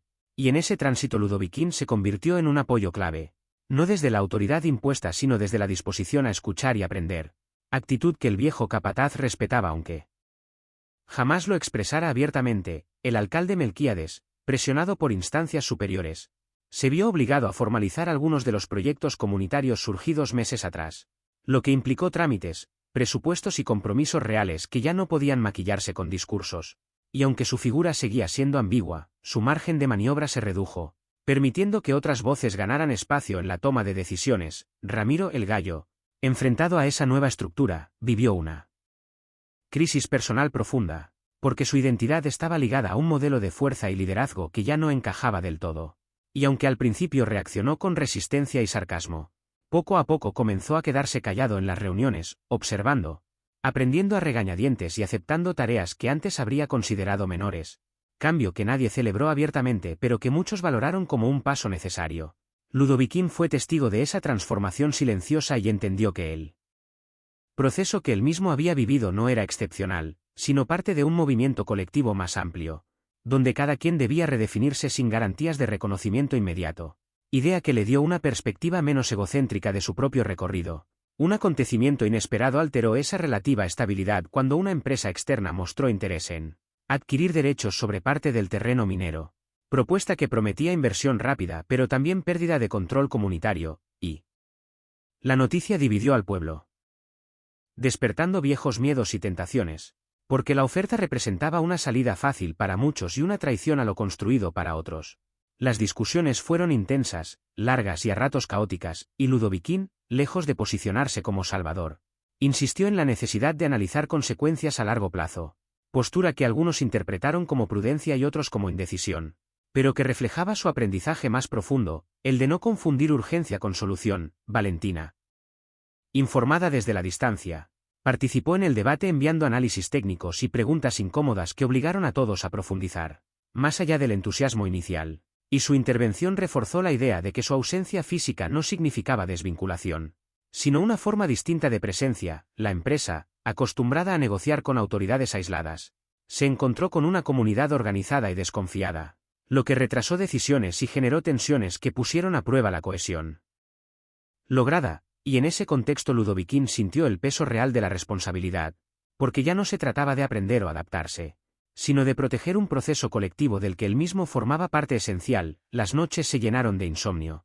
reflexiones y recuerdos, y en una de ellas, caminando solo cerca de la entrada de la mina, Ludoviquín se dio cuenta de que el amor que sentía por Valentina había dejado de ser un ancla emocional para convertirse en una brújula ética, una referencia silenciosa que influía en sus decisiones sin necesidad de contacto constante. Y esa comprensión lo serenó de una manera inesperada. El pueblo, tras semanas de debate, decidió posponer cualquier acuerdo con la empresa y continuar fortaleciendo su modelo propio, decisión imperfecta pero coherente con el camino recorrido, y aunque no todos quedaron satisfechos, la sensación general fue de haber elegido conscientemente y no por miedo, logro que pocos pueblos podían atribuirse. Al cierre de esta séptima parte, San Jacinto del Cobre seguía lejos de la estabilidad definitiva. Ludoviquín continuaba transformándose sin un plan cerrado, y Valentina avanzaba en su formación con dudas y certezas mezcladas, pero entre ellos y alrededor de ellos se había consolidado algo más resistente que el entusiasmo inicial, una red de decisiones honestas, afectos maduros y aprendizajes compartidos que confirmaban que el amor minero no se agota con la distancia ni con la dificultad, sino que se redefine en cada capa excavada de la experiencia. La decisión de posponer el acuerdo con la empresa externa no cerró el conflicto en San Jacinto del Cobre, sino que lo transformó en una presencia constante, una especie de ruido de fondo que acompañaba cada conversación y cada jornada de trabajo, porque cuando se elige un camino más largo y complejo también se acepta convivir con la duda, Y Ludoviquín Jr., lejos de sentirse triunfador, comenzó a experimentar una fatiga nueva, no física sino moral, esa que aparece cuando uno entiende que no hay soluciones definitivas, solo elecciones sucesivas que exigen coherencia. La mina seguía funcionando con cautela, combinando extracción limitada con tareas de mantenimiento y capacitación. Y aunque los ingresos no eran espectaculares, el orgullo colectivo por sostener el control comunitario compensaba parcialmente la incertidumbre económica, generando una narrativa interna donde resistir ya era una forma de éxito. Ludoviquín, cada vez más integrado en los procesos, se encontró actuando como mediador en conflictos pequeños pero reveladores, discusiones sobre turnos, prioridades y métodos. Situaciones donde su papel no era imponer criterios sino ayudar a traducir posiciones enfrentadas. Tarea que le resultaba agotadora pero profundamente formativa, porque lo obligaba a escuchar incluso cuando no estaba de acuerdo. La ausencia de Valentina seguía siendo una referencia constante. Y aunque la comunicación entre ambos se mantenía estable, comenzaron a aparecer silencios más largos, no incómodos pero sí significativos. Espacios donde cada uno estaba demasiado inmerso en su propio proceso como para narrarlo todo. Y Ludoviquín aprendió a no interpretar esos silencios como distanciamiento sino como señales de crecimiento paralelo. Valentina, desde la universidad, atravesaba una etapa exigente, enfrentándose a evaluaciones duras y a la presión implícita de demostrar que su origen humilde no la hacía menos capaz. Experiencia que la fortalecía pero también la agotaba emocionalmente. Y en sus mensajes a Ludoviquín se percibía una madurez nueva, menos entusiasta pero más clara, donde hablaba de límites, de cansancio y de la necesidad de no romantizar ni el sacrificio ni el éxito. Don Eusebio, por su parte, comenzó a mostrar signos de desgaste más evidentes, dolores persistentes y una torpeza leve que preocupó a quienes lo conocían bien. Y aunque él insistía en seguir al frente, el pueblo empezó a considerar la transición generacional como una urgencia real y no solo como un proyecto abstracto. Discusión delicada que despertó resistencias pero también abrió espacios para planificar sin dramatismo. Ramiro, el gallo, en un giro inesperado, se ofreció a participar en un programa de capacitación técnica, decisión que sorprendió a muchos y que Ludoviquín recibió con cautela optimista, consciente de que ese gesto representaba no solo un aprendizaje técnico sino un intento de reconstruir una identidad dañada, y aunque el proceso fue lento y lleno de fricciones, marcó un punto de inflexión en la dinámica interna del grupo. El alcalde Melquíades, presionado por resultados tangibles, comenzó a buscar apoyos externos alternativos, esta vez con mayor transparencia, y aunque su figura seguía generando desconfianza, su margen de maniobra se veía limitado por una comunidad más informada y menos dispuesta a delegar decisiones sin supervisión, cambio que alteraba profundamente el equilibrio político local. En medio de ese contexto, un incidente menor dentro de la mina, una falla técnica sin consecuencias graves, sirvió como prueba de fuego para el nuevo modelo, porque la respuesta fue rápida, coordinada y documentada, sin necesidad de héroes improvisados ni culpables inmediatos. Y ese manejo eficaz reforzó la confianza colectiva en el camino elegido, demostrando que el aprendizaje acumulado estaba dando frutos reales. Ludoviquín, observando ese proceso, sintió una satisfacción serena que contrastaba con la euforia de etapas anteriores, porque entendió que el verdadero cambio rara vez se manifiesta en gestos espectaculares, sino en la normalización de prácticas responsables, y esa comprensión lo ayudó a reconciliarse con la idea de permanecer en un lugar no por obligación sentimental, sino por elección consciente. Las conversaciones con Valentina comenzaron a incluir preguntas más directas sobre el futuro, no en términos de promesas sino de posibilidades, y aunque ninguno de los dos tenía respuestas claras, ambos coincidían en algo esencial: la necesidad de no forzar decisiones por miedo a perder al otro. Acuerdo tácito que sostenía la relación en un equilibrio frágil pero honesto. El pueblo, mientras tanto, empezó a recibir visitantes curiosos, investigadores, estudiantes y funcionarios atraídos por el modelo comunitario en desarrollo. Presencia que generaba oportunidades pero también la tentación de convertirse en ejemplo idealizado. Riesgo que Ludoviquín y otros intentaron contrarrestar insistiendo en mostrar tanto avances como errores, conscientes de que la idealización podía ser tan peligrosa como el abandono. Una noche especialmente silenciosa, Ludoviquín se encontró revisando antiguos planos junto a la entrada de la mina y pensó en cómo había llegado allí sin saber nada y cómo ahora, sin ser experto, entendía lo suficiente como para no fingir. Reflexión que lo llevó a escribirle a Valentina una carta distinta, menos narrativa y más reflexiva, donde hablaba de su deseo de seguir aprendiendo sin definirse solo por el lugar que ocupaba. Mensaje que ella recibió con emoción contenida y respondió con una frase breve pero contundente: crecer no siempre nos aleja, a veces nos hace capaces de volver. Esa frase se convirtió para Ludoviquín en una especie de mantra silencioso, acompañándolo en jornadas largas y decisiones complejas, recordándole que el amor que habían construido no estaba suspendido en el tiempo, sino evolucionando junto a ellos. Al final de esta octava parte, San Jacinto del Cobre seguía siendo un territorio incierto, atravesado por tensiones económicas, políticas y emocionales, pero también por una madurez colectiva que antes parecía imposible, y Ludoviquín, caminando entre túneles conocidos, comprendía que el amor minero no prometía estabilidad eterna ni finales claros, sino la posibilidad de sostener procesos honestos, aceptar cambios inevitables y seguir excavando sentido incluso cuando la oscuridad parecía más profunda que nunca.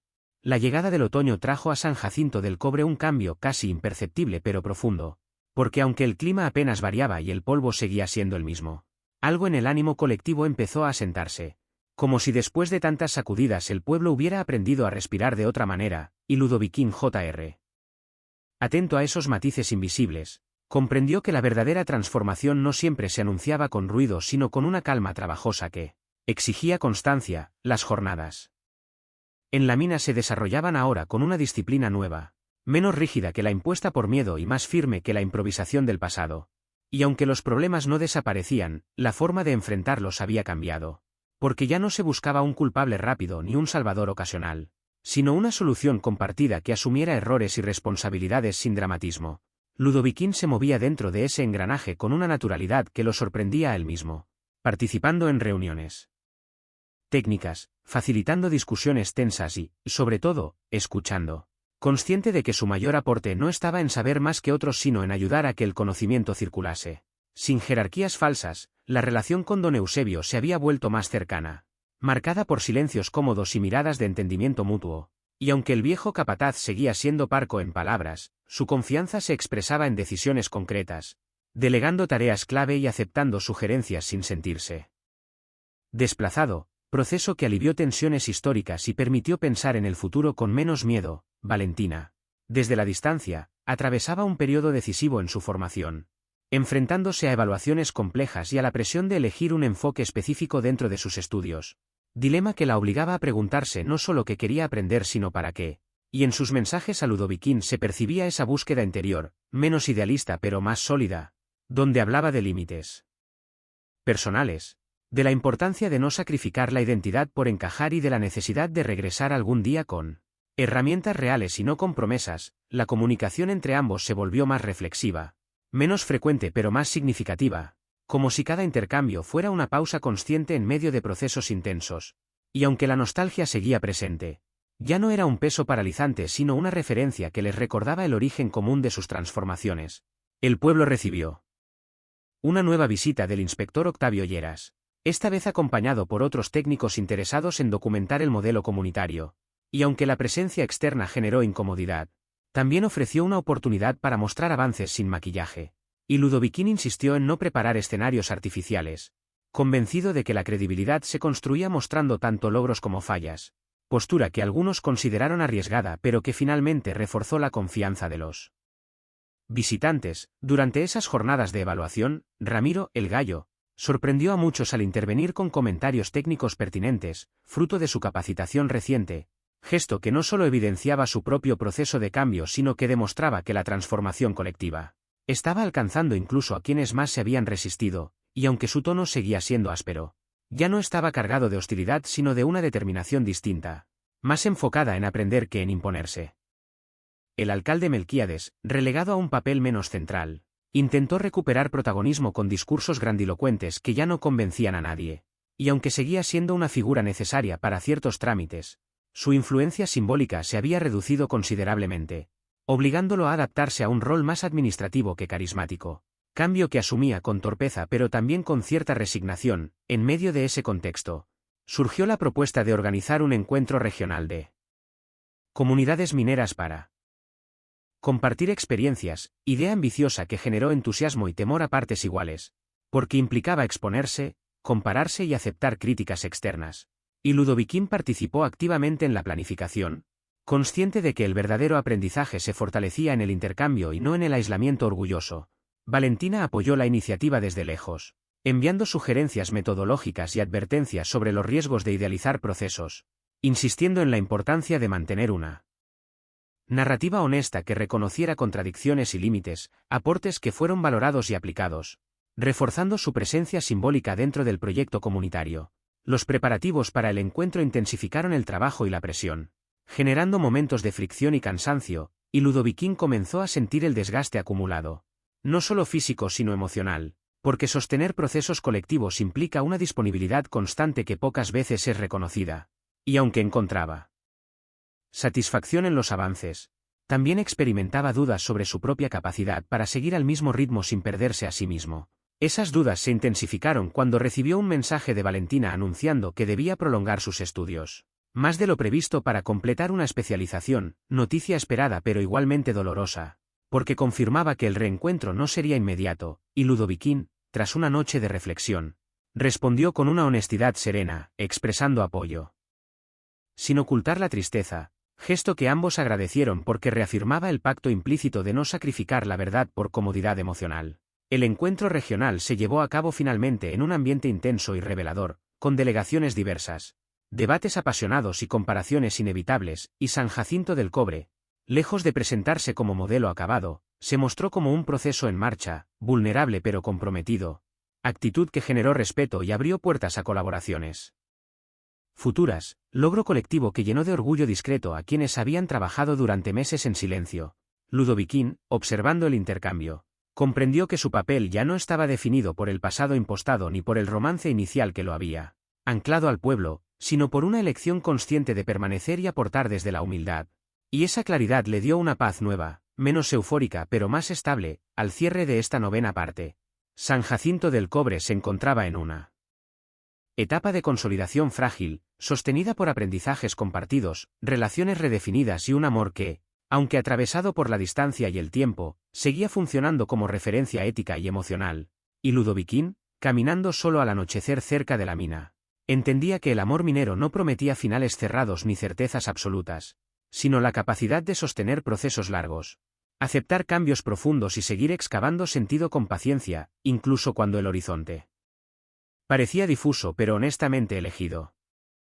Después del encuentro regional, San Jacinto del Cobre entró en una fase extraña, menos visible y por eso mismo más difícil de narrar, porque cuando la épica se diluye y los aplausos se apagan, lo que queda es el trabajo cotidiano de sostener decisiones que ya no entusiasman por ser nuevas.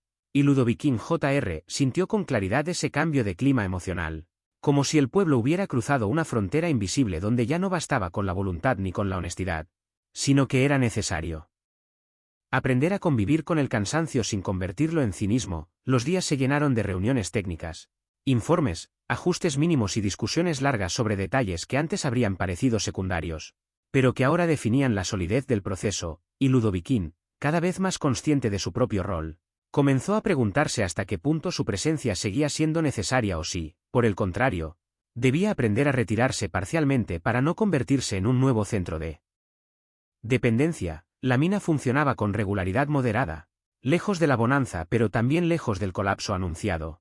Y esa estabilidad relativa generaba una paradoja incómoda, porque sin la urgencia del desastre inminente, algunos viejos hábitos reaparecían lentamente, pequeñas negligencias, comentarios nostálgicos sobre cómo se hacía antes y la tentación de simplificar procesos que habían costado tanto construir.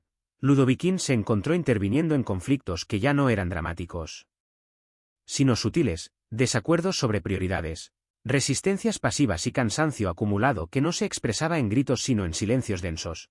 Y entendió que esa etapa requería un tipo de liderazgo distinto, menos visible y más paciente, donde saber cuándo callar era tan importante como saber cuándo hablar. Don Eusebio, cuyo deterioro físico se hacía más evidente, comenzó a planificar su retiro con una mezcla de alivio y tristeza, porque aunque había pasado la vida entera en la mina, ahora comprendía que quedarse por orgullo podía poner en riesgo lo que había aprendido a cuidar, y en ese proceso encontró en Ludoviquín un interlocutor honesto, alguien que no intentaba reemplazarlo sino acompañarlo en la transición, gesto que el viejo capataz valoró más de lo que jamás admitiría. Ramiro el Gallo, por su parte, avanzaba lentamente en su formación técnica, mostrando una disciplina inesperada que sorprendía incluso a quienes siempre habían confiado en su fuerza física, y aunque su carácter seguía siendo áspero, su relación con el colectivo se había vuelto menos conflictiva, demostrando que el cambio no siempre llega acompañado de redención explícita, sino de ajustes graduales y silenciosos. El alcalde Melquíades,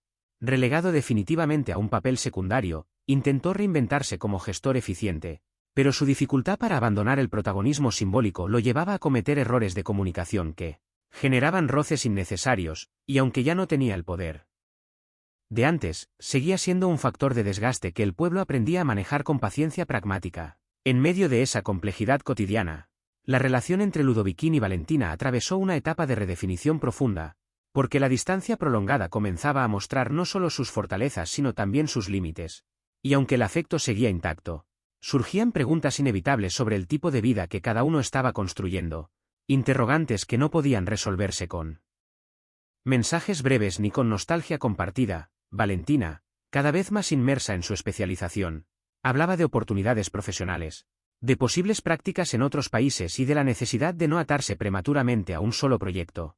Y aunque expresaba su deseo de volver a San Jacinto, también dejaba claro que no quería regresar por deuda emocional sino por convicción, postura que Ludoviquín respetaba pero que removía sus propias inseguridades, porque lo obligaba a imaginar un futuro donde el amor no garantizaba permanencia. Esas conversaciones, lejos de romper el vínculo, lo volvieron más honesto y menos idealizado, porque ambos empezaron a hablar no solo de lo que deseaban sino de lo que temían, del miedo a decepcionarse mutuamente, a quedarse atrapados en versiones antiguas de sí mismos o a sacrificar oportunidades por lealtades malentendidas. Y esa franqueza, aunque dolorosa, reforzó la confianza construida desde el inicio. El pueblo recibió una propuesta concreta de colaboración con una universidad regional para desarrollar estudios técnicos y sociales en la zona, iniciativa que representaba un paso intermedio entre la autonomía absoluta y la dependencia externa, y Ludoviquín participó activamente en la negociación, insistiendo en cláusulas de participación comunitaria y transparencia, consciente de que la apertura debía hacerse con cuidado para no repetir errores del pasado. La implementación del proyecto generó entusiasmo pero también nuevas tensiones, porque implicaba adaptarse a tiempos académicos, evaluaciones externas y un lenguaje técnico que no todos dominaban, y Ludoviquín se encontró otra vez traduciendo mundos, ayudando a que la comunidad no se sintiera invadida ni infantilizada. Tarea agotadora pero coherente con el aprendizaje acumulado. En lo personal, comenzó a sentir una necesidad creciente de redefinir su propia identidad más allá del rol comunitario, preguntándose qué quería aprender, qué quería construir para sí mismo y no solo para otros. Inquietud que lo llevó a considerar la posibilidad de retomar estudios formales o de buscar formación específica, idea que lo asustaba tanto como lo ilusionaba, porque implicaba salir de la zona de reconocimiento que había construido con esfuerzo.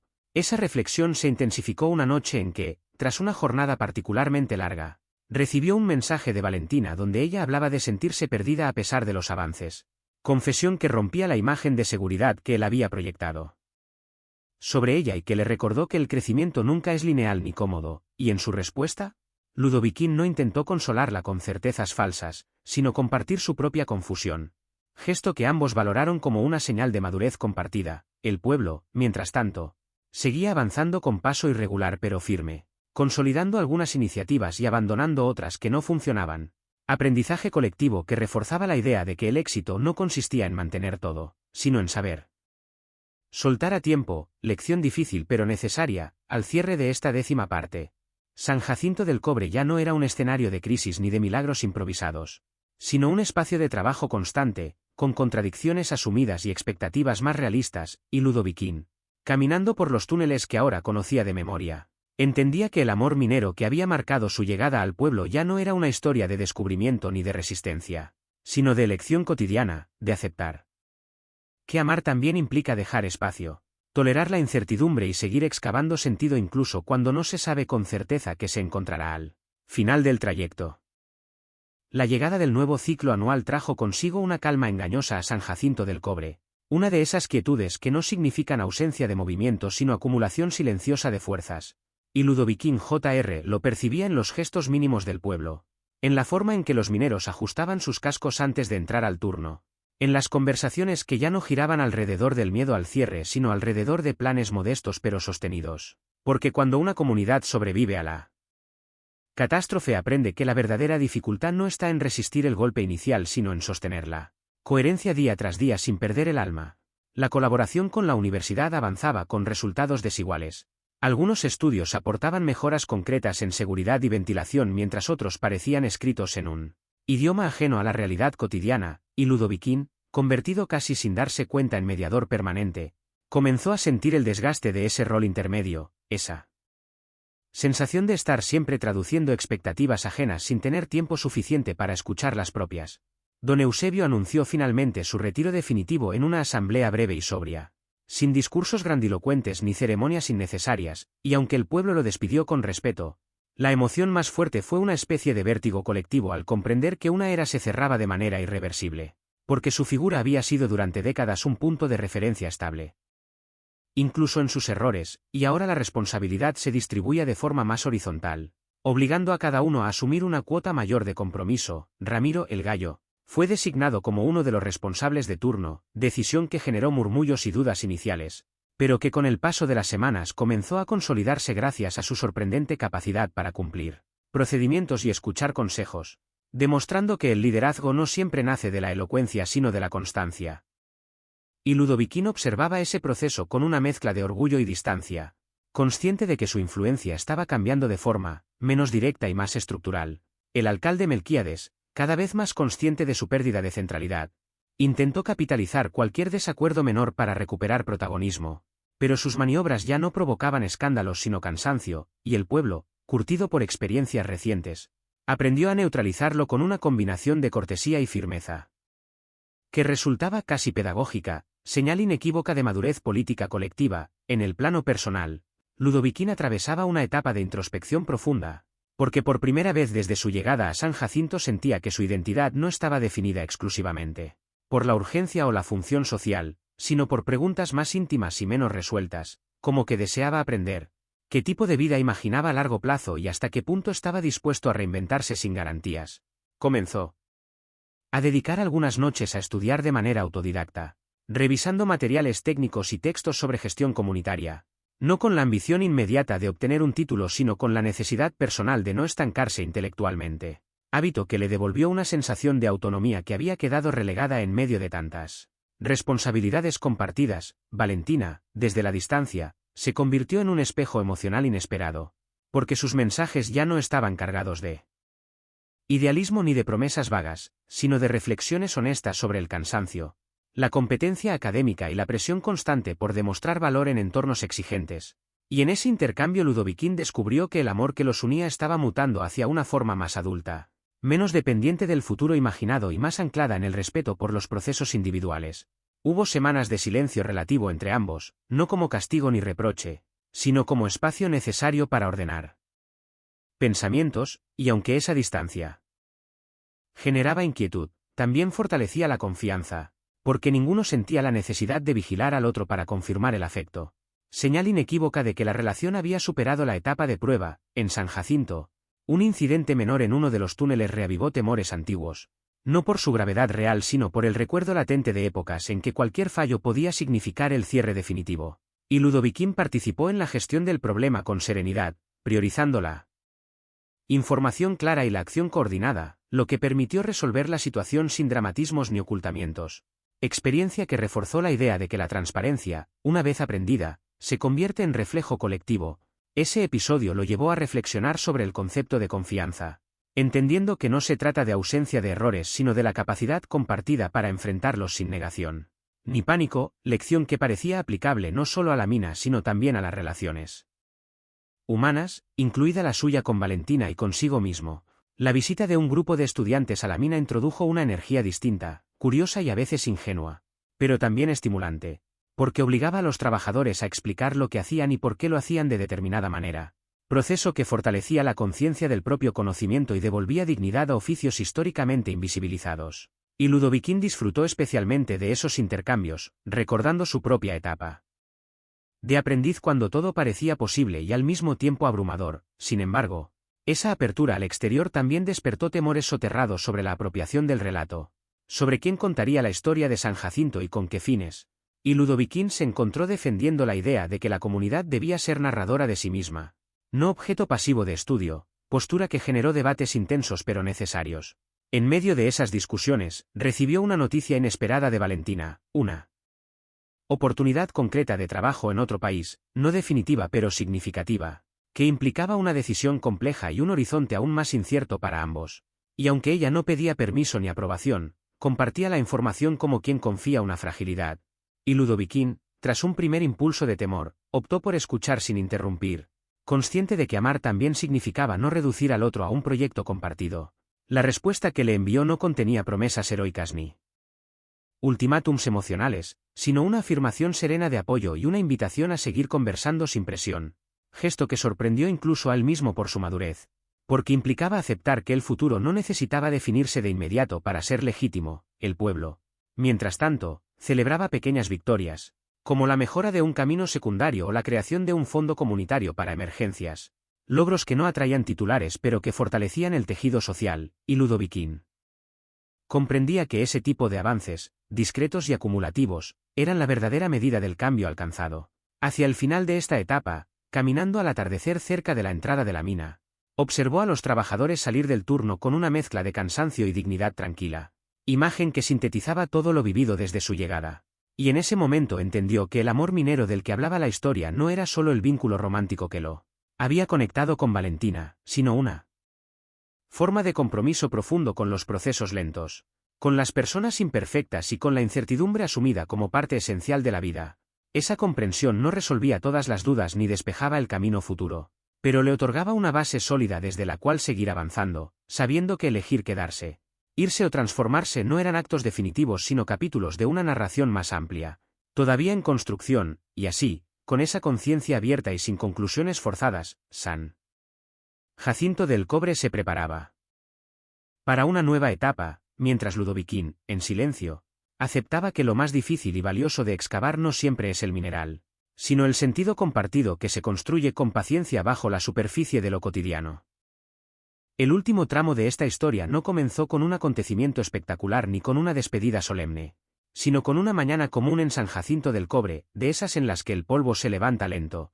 El sol todavía no calienta del todo y la rutina parece idéntica a la del día anterior, porque la vida, cuando alcanza cierto equilibrio frágil, se manifiesta precisamente así, sin subrayados dramáticos. Y Ludoviquín Jr., al caminar hacia la mina, comprendió que ese carácter aparentemente ordinario era en realidad el resultado más complejo y difícil de todo lo vivido. La comunidad había entrado en una fase de madurez silenciosa, donde ya no se hablaba de salvación ni de derrota, sino de continuidad, de sostener acuerdos, de aceptar errores y corregirlos sin escándalo. Y esa normalidad construida era quizá el logro más profundo, aunque también el menos visible para quienes miraban desde fuera. La propuesta de Valentina seguía flotando en el aire como una pregunta abierta, no como amenaza ni promesa, y Ludoviquín había aprendido a convivir con esa incertidumbre sin apresurarse a resolverla, entendiendo que algunas decisiones necesitan tiempo no por indecisión, sino porque requieren que las personas crezcan hasta alcanzarlas. En la mina, Ramiro el Gallo consolidaba su rol con una seriedad que nadie habría imaginado años atrás, demostrando que el respeto no siempre se gana con carisma, sino con coherencia, y don Eusebio, ya retirado, aparecía de vez en cuando como observador silencioso, ofreciendo consejos solo cuando se los pedían, actitud que revelaba una sabiduría tardía pero auténtica. El alcalde Melquíades había quedado definitivamente al margen de las decisiones centrales, convertido en una figura casi anecdótica, y aunque aún intentaba influir con discursos vacíos, el pueblo había aprendido a escuchar sin obedecer, señal inequívoca de una transformación política que no necesitaba confrontación abierta para ser efectiva.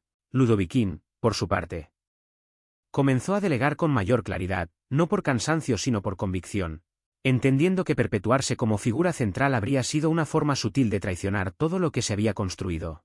Y esa renuncia parcial le permitió recuperar espacios personales que había postergado, como el estudio, la reflexión y el simple acto de caminar sin un objetivo inmediato. La relación con Valentina entró en una etapa decisiva no marcada por una discusión ni por un ultimátum, sino por una conversación larga y honesta, en la que ambos reconocieron que el amor que compartían ya no necesitaba demostrarse mediante sacrificios forzados ni promesas absolutas, sino mediante respeto profundo por los caminos individuales. Y en ese intercambio comprendieron que la distancia, si se asume con responsabilidad emocional, no necesariamente erosiona el vínculo, sino que puede redefinirlo de manera más realista y menos idealizada. Valentina aceptó la oportunidad laboral sabiendo que no era una huida ni una ruptura, y Ludoviquín la apoyó sin dramatismo, consciente de que amar no siempre significa coincidir en el mismo lugar físico, sino acompañar sin posesión. Decisión que no fue sencilla, pero que reflejaba la evolución de ambos. El pueblo celebró el cierre de un año sin accidentes graves ni conflictos mayores. Logro que pasó casi desapercibido en términos simbólicos, pero que para quienes conocían la historia de San Jacinto representaba un triunfo silencioso, construido con disciplina, diálogo y una ética colectiva fortalecida. Ludoviquín observaba esos pequeños avances con una mezcla de satisfacción y humildad, porque entendía que su aporte había sido significativo pero no exclusivo, y que la verdadera fortaleza del proceso residía en la capacidad comunitaria de continuar sin depender de una sola persona. En una de sus últimas caminatas por los túneles, se detuvo a escuchar el sonido constante de la mina en funcionamiento, un murmullo profundo y regular que ya no evocaba amenaza sino trabajo sostenido, y en ese instante comprendió que el amor minero, del que hablaba esta historia, no era una metáfora romántica ni un gesto heroico, sino una práctica cotidiana de cuidado, paciencia y elección consciente. La visita final de Valentina antes de su partida fue sobria y sin dramatismos. Compartieron tiempo sin necesidad de llenar cada silencio con palabras, conscientes de que lo importante ya había sido dicho, y esa despedida, lejos de sentirse como una pérdida, se vivió como una afirmación de confianza mutua. Al quedar nuevamente solo en San Jacinto, Ludoviquín no experimentó vacío, sino una serenidad inesperada, porque había aprendido que la plenitud no depende de la presencia constante del otro, sino de la coherencia interna y del sentido compartido que se construye incluso en la ausencia. La comunidad, mientras tanto, seguía su curso, enfrentando nuevos desafíos menores, ajustando procedimientos, formando a jóvenes y aceptando que el futuro no estaría exento de dificultades, pero tampoco dominado por el miedo. Hacia el cierre de esta historia, San Jacinto del Cobre ya no era un lugar que necesitara ser rescatado ni idealizado, sino un espacio vivo, imperfecto y digno, y Ludoviquín, al mirar el horizonte desde la entrada de la mina, entendió que no había finales definitivos, solo etapas que se integran unas a otras, y que el verdadero logro no había sido salvar la mina ni sostener un amor a cualquier costo, sino aprender a elegir con honestidad, a compartir responsabilidades y a aceptar que la vida, como la minería, exige excavar con cuidado, sabiendo que no todo lo valioso brilla de inmediato, pero que aquello que se construye con paciencia y respeto tiene la fuerza suficiente para sostenerse incluso cuando las historias llegan a su última página.